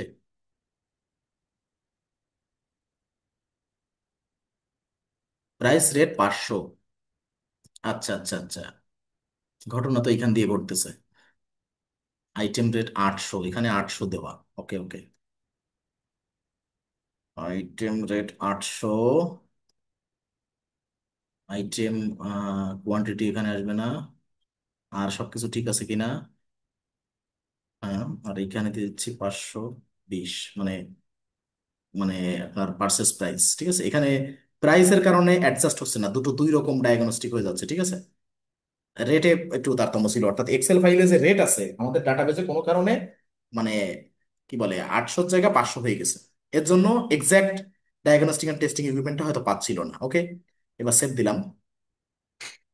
সেভ দিলাম, দেখা যাক কি হয় এবার। আশা করি প্রবলেম সলভ হওয়ার কথা, তারপর আমরা ট্রাই করে দেখি, কারণ শেষ স্টেপ না পর্যন্ত বলা যায় না। আচ্ছা, এখান থেকে আমরা একটু ব্যাকে যাব, কিন্তু এখান তো ডান না দিলে এখানে কি আসবে এবার? ইনভয়েস অল সেলস, দেখি একটু। না, আসে নাই। ওইখানে যাবো আবার, প্রোডাক্ট অ্যান্ড সার্ভিসে যাব, বা এখান থেকে আমরা আবার আবার অ্যাড করব, নিউতে যাব, ওই ইনভয়েসে যাই। দেখেন, ইরোর না আসলে বোঝা যায় না কিন্তু অনেক কিছুই। আচ্ছা, জুম থেকে মেবি এই আমি ডিসকানেক্ট হয়ে গেছিলাম নেটওয়ার্ক ইস্যুর কারণে। রেকর্ড কি চলমান আছে নাকি? আছে আছে।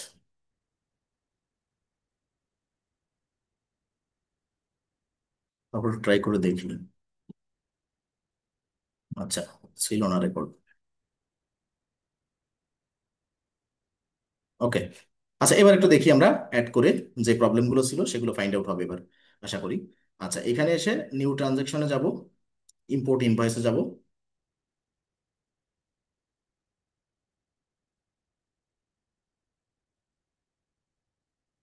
ইম্পোর্ট ইনভয়েস, নেট স্লো পাচ্ছে মেবি। ইম্পোর্ট ইনভয়েস, বা এই ট্যাব থেকে যাই যদি প্রবলেম হয় বেশিরভাগ। ইম্পোর্ট ইনভয়েস, আচ্ছা আসছে।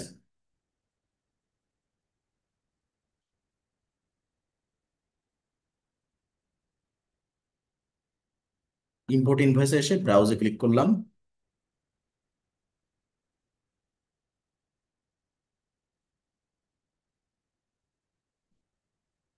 ফাইল দিয়ে দিলাম। এবার অ্যাড নিউতে না ক্লিক করে দেখি কি হয়। Date month year, exclusive of tax, next. Tax, zero rated tax, sorry zero rated বলছি, স্ট্যান্ডার্ড রেটেড ট্যাক্স। নেক্সট। আবার তো সেই প্রবলেমটা। ও, অ্যাড নিউতে ক্লিক করে আসতে হবে কিনা একটু দেখি আবার। এবার অ্যাড নিউতে ক্লিক করলে প্রবলেমটা সলভ হয় কিনা। Add new, next, date month year exclusive tax সব ঠিক আছে। 10% tax, standard rated tax. Next. এবার দেখি স্টার্ট ইম্পোর্ট।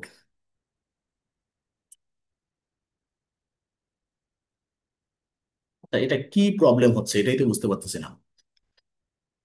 সবই তো সমাধান করলাম আমরা।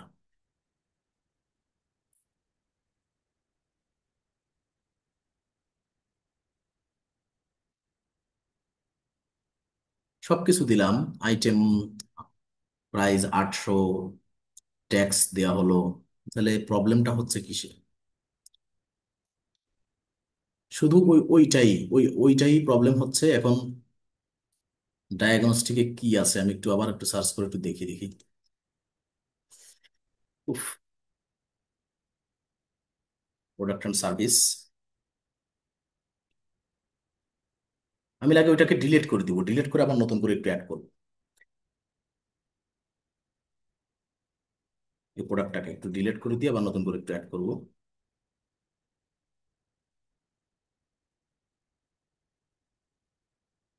আহ,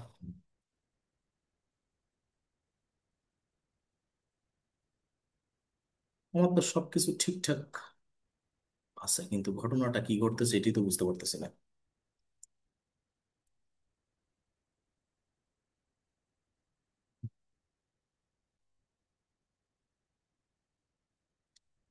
ওইটার জন্য টোটাল ইনভয়েস গুলো আমার নিচ্ছে না।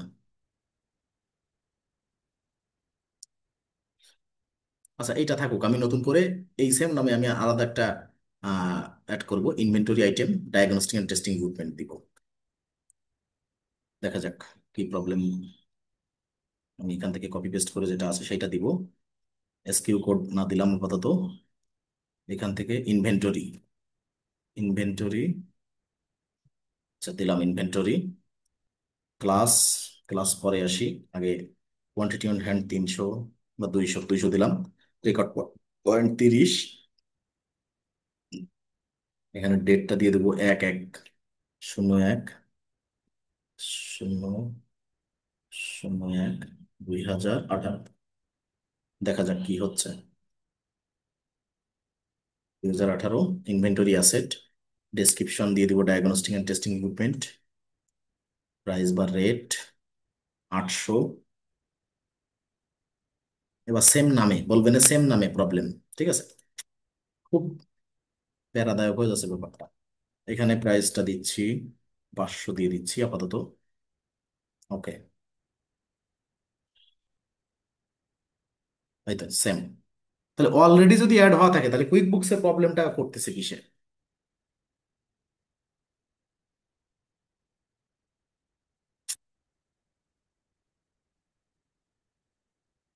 অলরেডি যদি অ্যাড করা থাকে তাহলে তো এই প্রবলেমটা হওয়ার কথা না।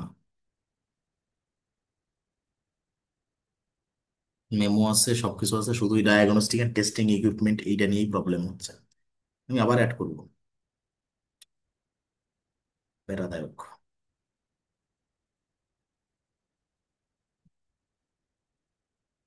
Import invoice,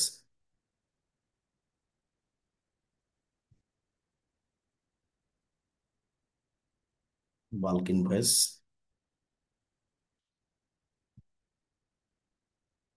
next. Date month ইয়ার,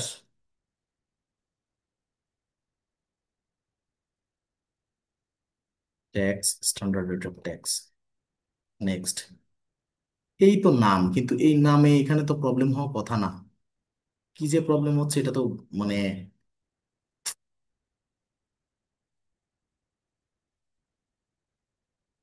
এই তো আনএবল টু অ্যাড আইটেম কেন?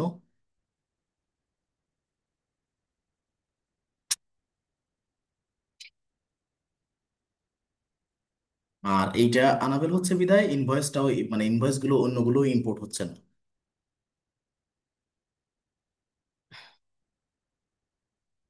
আবার ওদিকে এটা যদি ইম্পোর্ট মানে অন্যগুলো যদি না করি, তখন আবার এটা ইম্পোর্টও করা যাচ্ছে না, যে নিউ না দিয়ে ইম্পোর্টও করা যাচ্ছে না। এবার নিউ ছাড়া একবার একটু দিয়ে দেখি। এটা পাগল বানায় ফেলতেছে আমার। আচ্ছা, এখানে কোনো টিকমার্ক দিব না, next. Date, month, year, exclusive of tax, next. Tax, standard text, next. Why? We cannot import some of your invoice. Fix the error below and given the another book. This product and service don't exist in QuickBooks. তাহলে বলছে এখানে বলে QuickBooks এর নাই এই প্রোডাক্টটা। Go back to your CSV file and match the name with QuickBooks product service or enable add new product service for step one. ওটা add new সার্ভিসে ক্লিক করে দিতে বলতেছে, তাই তো?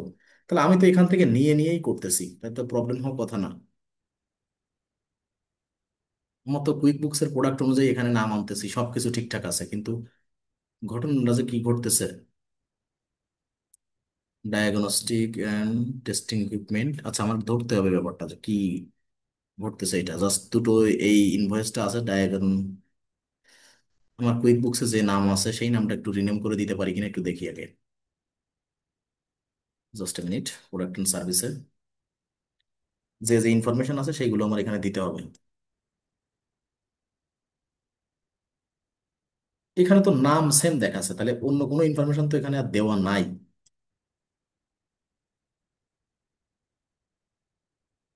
নাম তো সেম আছে, সবকিছুই সেম আছে, তাহলে প্রবলেমটা কোথায় হচ্ছে?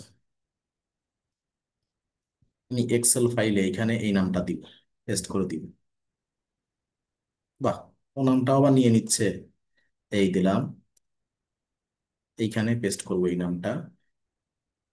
ওকে, দিলাম।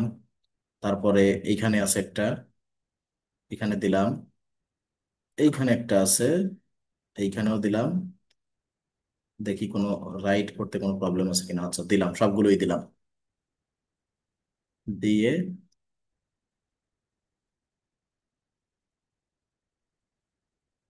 ও এটা তোমার ওই ফাইলে, সরি, এক্সেল ফাইলে, আমার সিএসভি ফাইলে এটা মানে চেঞ্জ করতে হবে একটু। এইখানে এইখানে ডায়াগনস্টিক, এখানে একটু চেঞ্জ করতে হবে, দিলাম এটা। পরেরটা এটা, ডায়াগনস্টিক, এই ফাইল। ওকে, দিলাম। দিলে আর সব ইনফরমেশন যদি ঠিক থাকে, 800 আইটেম রেট, 800, এখানেও তো আইটেম রেট 800 দেওয়া আছে।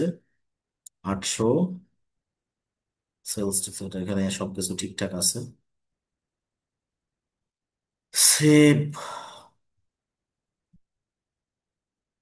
আচ্ছা, এবার একটু দেখি, নতুন করে এই ফাইলটা একটু নিয়ে দেখি। দেখেন, কোনো ইরোর, ধরার মতো কোনো ইরোর এখানে নাই, সব ইনফরমেশনই দেওয়া আছে। কিন্তু আবার এখানে একটু দেখবো আমি, যেহেতু কেবল একটু আমরা রিরাইট করে দিয়েছি। অ্যাড, অ্যাড নিউ আগে না দিলাম, নেক্সট গেলাম শুধু। ওইখানে আবার রিলোড নিবে না, সমাধান সহজে হবে না এবার। ট্যাক্সটা তো যে কোনো পার্সেন্ট আমি দিয়ে দেবো, মানে ট্যাক্স বলতে কোন ট্যাক্স বোঝাচ্ছেন? ট্যাক্স তো 10% দেওয়া আছে দুটো ক্ষেত্রেই মেবি। হ্যাঁ, ট্যাক্স 10%, 10%, সবকিছু তো ঠিকঠাক আছে। 10 পিসে 800 করে দিলে 8,000, এখানে 800 করে দিলে 8 × 96, সবই ঠিক আছে। 960, 10%-এ, হ্যাঁ, সবকিছুই ঠিক আছে।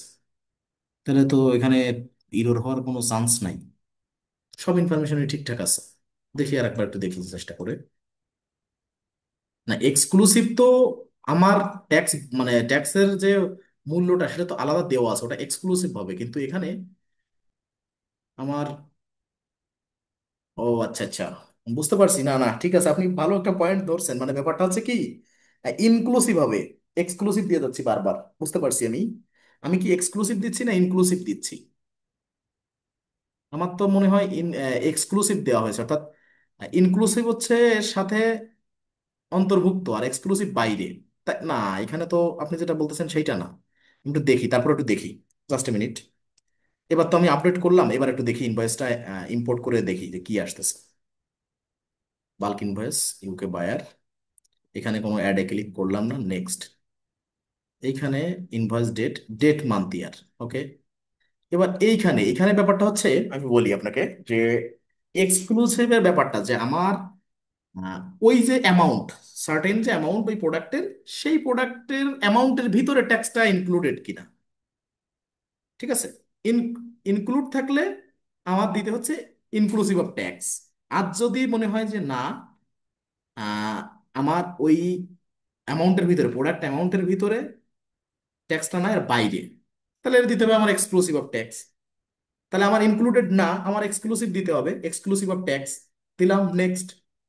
নেক্সট যে এবার 10%, দেখি ওই নামে যদি মানে এডিটে নামে প্রবলেম হতো তাহলে হয়তো এবার হয়ে যাবে। শুধু যদি নামের প্রবলেম হয় তাহলে এবার আশা করি হয়ে যাবে, কিন্তু হচ্ছে না ঘটনা তো। আচ্ছা, এবার অ্যাড নিউতে দেখি ক্লিক করলে হয় কিনা, দেখা যাক। একটু দেখি। খুব প্যারাদায়ক পরিস্থিতি সৃষ্টি হয়ে গেছে। আচ্ছা, প্রোডাক্ট অ্যান্ড সার্ভিস, নেক্সট, দেখা যাক। Exclusive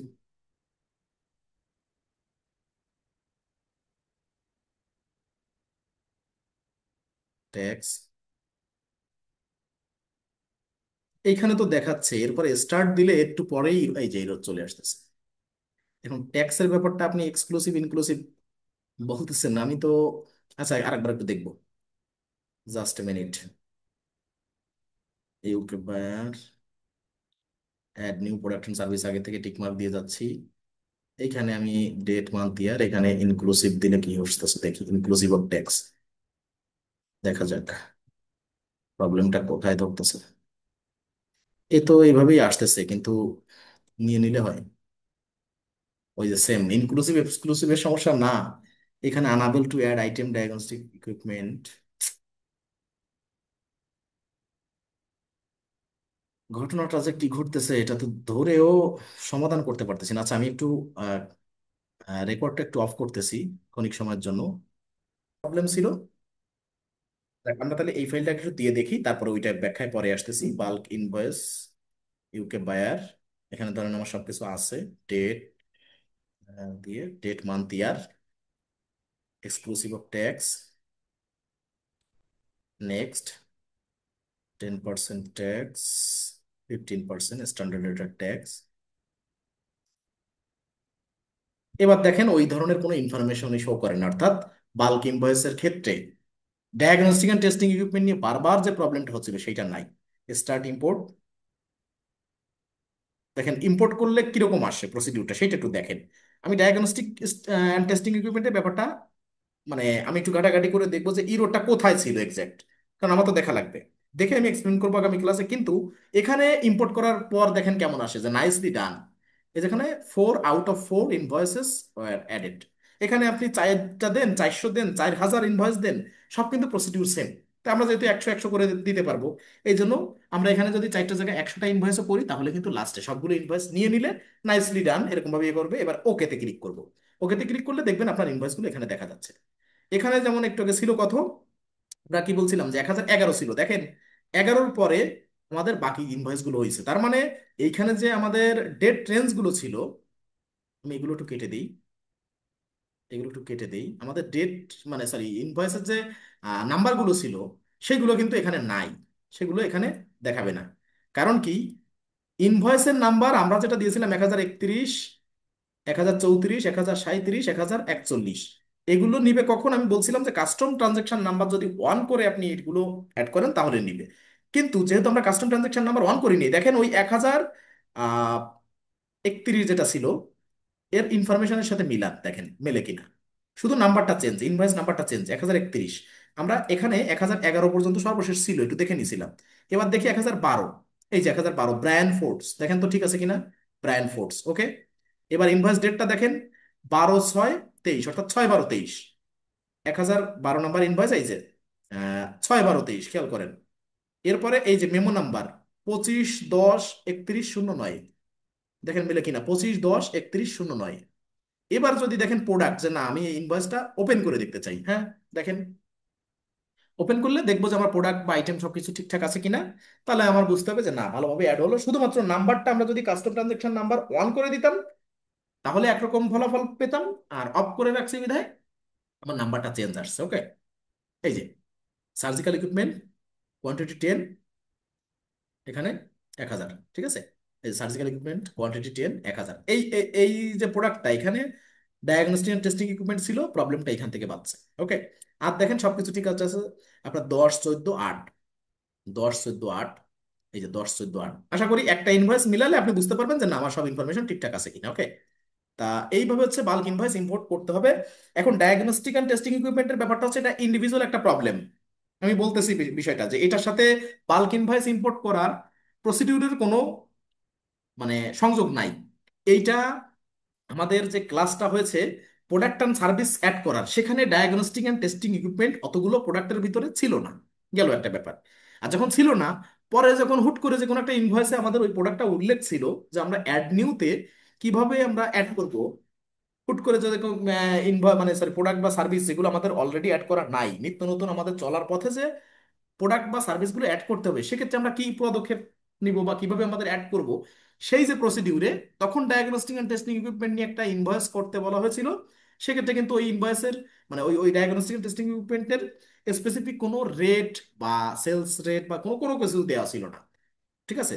sales price, purchase cost, এগুলো কিছুই দেওয়া ছিল না।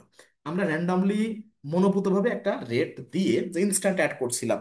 ধরেন বায়ার তো আপনাকে দিবে, বায়ার তো নতুন কোনো প্রোডাক্ট অ্যাড করতে হলে বা সার্ভিস অ্যাড করতে হলে তার প্রাইস রেঞ্জটা বা অল ডিটেলস আপনাকে দিবে, তারপর আপনি অ্যাড করবেন। তো ওইটা কোনো একটা ঘাটতি ছিল বা কোনো একটা জায়গাতে একটা প্যাচ লাগছে, দেখছেন আশা করি। যে কয়েকবার চেষ্টা করা হয়েছে এইভাবে এডিট করে এডিট করে, আবার কুইক বুকস বলতেছে যে এই নামে কোনো প্রোডাক্টই নাই ওখানে, ঠিক আছে।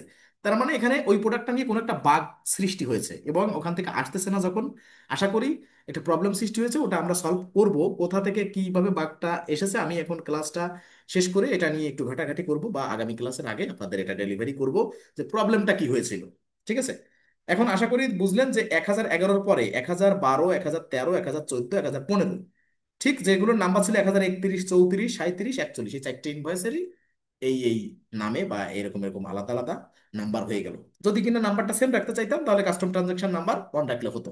এখন আমাদের ছোট্ট আর একটু কাজ আছে, সেটা হচ্ছে ওখান থেকে তো চলে গেছে, অর্থাৎ ডিলেড চার্জ, ডিলেড ক্রেডিট, এই দুটো ফিচার আছে কুইক বুকসে। এটার ইউজ কম, কিন্তু তারপরও আমাদের তো জানা দরকার, যেহেতু আমরা বলছি সব জানবো। প্লাস নিউ আইকনে দেখেন ডিলেড চার্জ এটা আছে।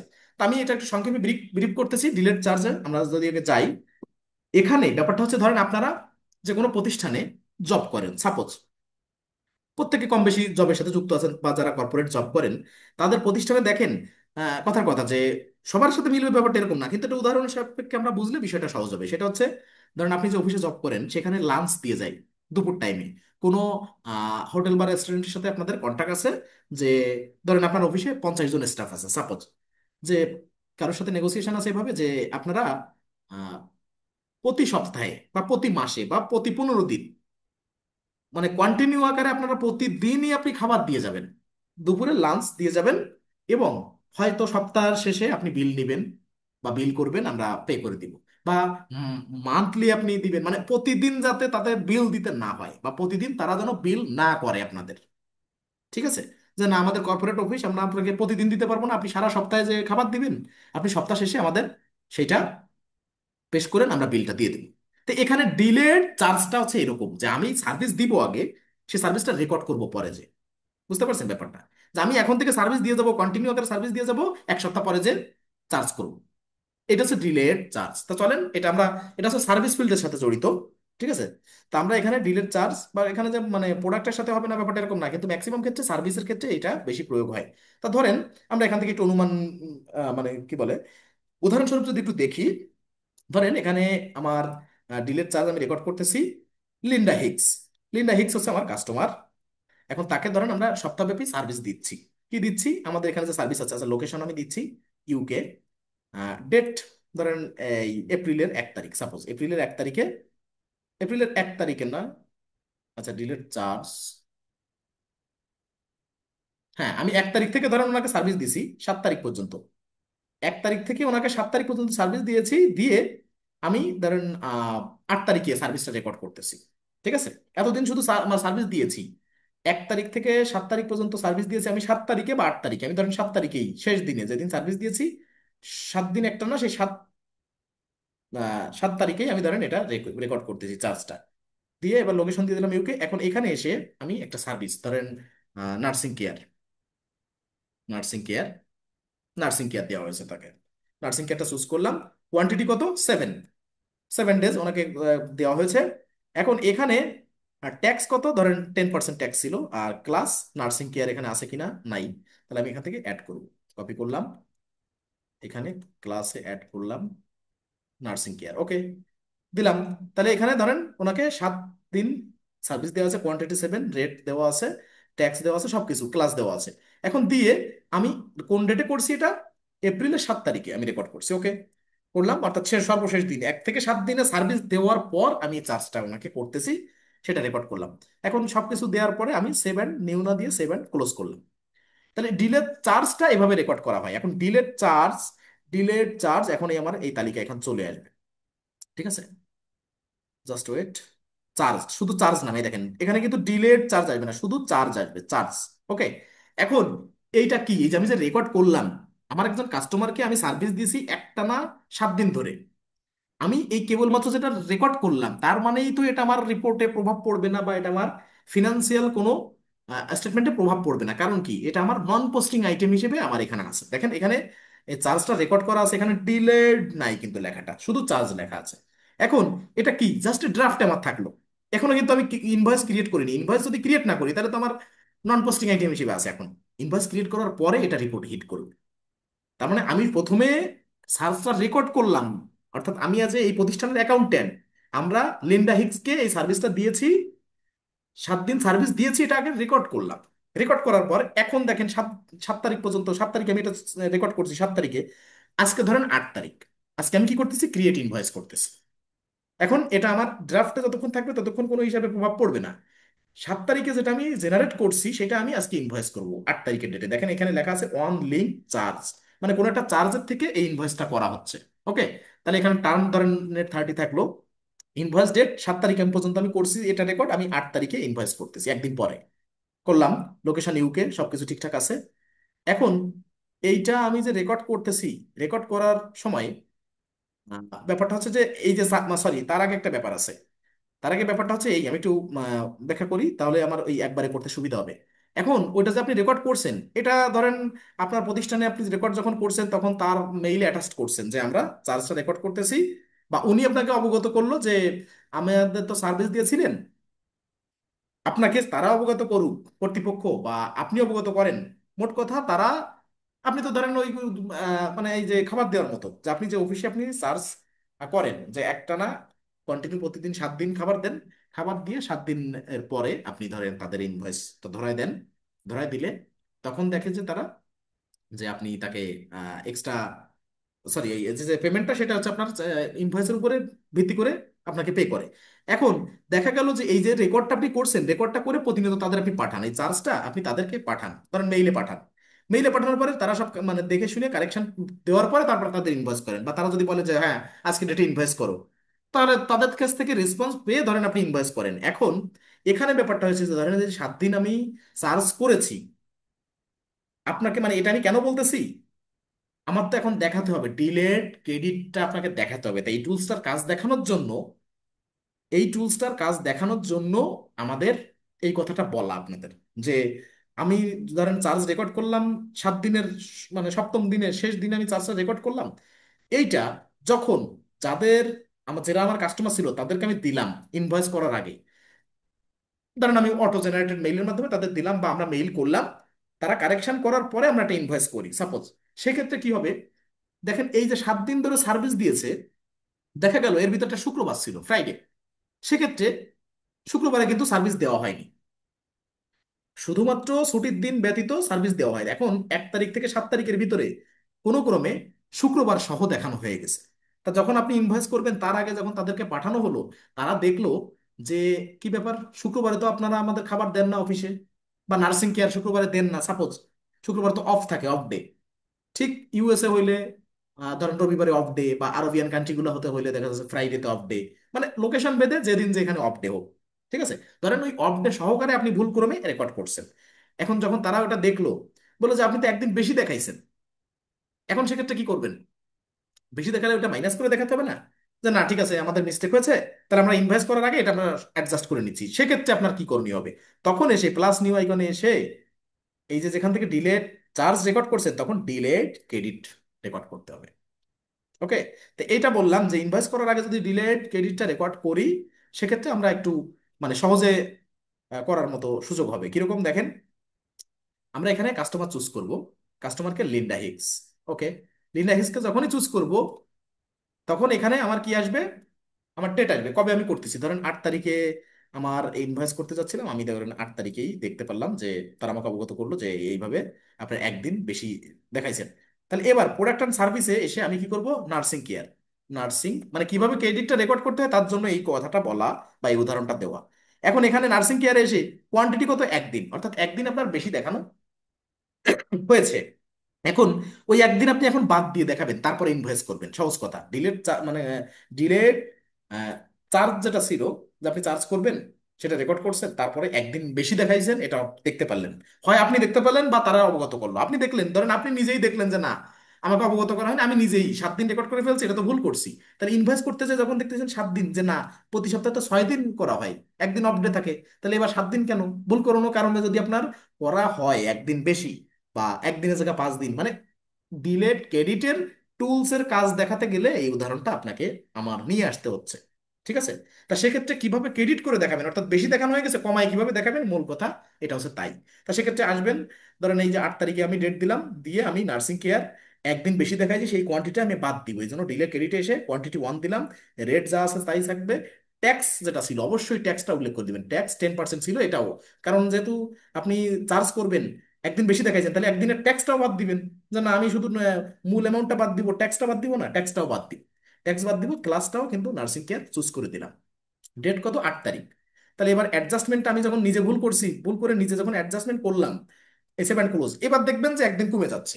এবার দেখেন এই যে ডিলেট চার্জ যেখানে ছিল, চার্জ এটা কিন্তু 770 আছে, অর্থাৎ 7 দিনে 700 আর 10% ট্যাক্সে 70। এবার এখান থেকে ক্রেডিট, এই যে ডিলেট কথাটা কিন্তু এখানে লেখা থাকবে না রিপোর্টে, আবার দেখেন যে চার্জ বা ক্রেডিট এটা কি, ওই মনে করে নিতে হবে যে ডিলেট চার্জ ডিলেট ক্রেডিট। ওকে, এখন দেখেন চার্জ রেকর্ড করা হয়েছে একটা, এখান থেকে আবার ক্রেডিট 110 মাইনাস করা হয়েছে। আমরা কিন্তু ওই মানে শুধু কাস্টমারকেই চুজ করছিলাম, চুজ করে সেখান থেকে ক্রেডিট করছি, 110 মাইনাস দেখাচ্ছে কোথা থেকে, এখান থেকে কিন্তু কমাই নেই, এখান থেকে কম দেখাচ্ছেও না, কিন্তু আমরা যখন কাজ করতে যাব দেখবেন এই চার্জ আর ক্রেডিট একটার সাথে জড়াই গেছে। এই দুটো যখন রেকর্ড করছি আলাদা, এখন ধরেন আমি ইনভয়েস করতে যাচ্ছি কোথায়, এইখানে এসে ধরেন একটা ট্রানজাকশন অর্থাৎ চার্জটাকে ইনভয়েস করতে যাচ্ছি, ঠিক দেখবেন ক্রেডিটটা সাথে অটো জড়ায় পড়বে। যে এখানে দেখেন দুটো ইনভয়েস করতে গেলে আলাদা আলাদা করতে হচ্ছে, আর এখানে আমি যখন একটা টান দিব তখন আর একটার সাথে অ্যাটাচড হয়ে যাবে অটো। চার্জে আসছি লিন্ডা হিগস 770, এখানে ক্রিয়েট ইনভয়েসে ক্লিক করছি, যা ধরেন আমি ভুল করে একদিন বেশি দেখাইছি, আমি অ্যাকাউন্টেন্ট, ধরেন তাদের যারা যারা আমার কাস্টমার আর যাদের কাছে আমি টাকা পাবো, তারা ধরেন তাদের অবগত করিনি, আমি নিজেই দেখলাম যে না আমি একদিন বেশি দেখাইছি, তাহলে কি করবেন, এখানে আপনি ক্লিক করে ইনভয়েসটা ওপেন করবেন, ওপেন করে দেখা যাচ্ছে ক্রিয়েট ইনভয়েস যাবেন, এরপরে দেখেন এই যে অন লিঙ্কড চার্জ, তার মানে একটা চার্জের আলোকে এই ইনভয়েসটা করা হচ্ছে। এখন দেখেন এই যে ক্রেডিট এই যে সাথে চলে আসছে, দেখছেন 100 মাইনাস হবে, আর ট্যাক্সেবল অর্থাৎ 10% ট্যাক্স ছিল, সেই ট্যাক্সটার মানে টোটাল অ্যামাউন্ট এখানে লেখা নেই, কিন্তু ট্যাক্সেবল ছিল সেটাও আপনাকে মেনশন করে দিচ্ছে। তারা এইরকম মেনশন করে দিলে কি আর কিছু লাগে, যে কুইক বুকস থেকে সবসময় মেনশন করে দিচ্ছে যে এটার সাথে কি কি জড়িত, বা ক্রেডিট জড়িত না চার্জ জড়িত বা কি দেখি, ঠিক আছে, সবকিছু এখান থেকে। তা আপনি যদি চান যে না আমি এদিকে অ্যাড করবো না, এদিকে একটু এইদিকে একটু সরাই রাখবো, রাখলেন। এখন দেখা যাচ্ছে কি আপনি এখানে ওটা কিন্তু আপনাকে সিগন্যাল দিয়েছে, ওটা আপনি চাইলেই যে কোনো সময় আনতে পারতেছেন। আপনাকে প্রথমেই এই ইনভয়েসটা করতে গেলে মেনশন করাই দিল যে এখানে কিন্তু আর একটা লেনদেন আছে, সহজ কথা। ওকে, তো এখন যখন আপনি ইনভয়েস করবেন, ধরেন আজকে হচ্ছে আহ, এটা তো ড্রাফটে মানে রাখা ছিল রেকর্ড হিসেবে, এখন আমি ধরেন 8 তারিখে সংশোধন করলাম, ক্রেডিট করলাম ডিলেট ক্রেডিট, 7 তারিখে রেকর্ড করছিলাম, 8 তারিখে ডিলেট ক্রেডিট করলাম, আজকে 9 তারিখ, আজকে এসে আমি ইনভয়েস করতে চাচ্ছি।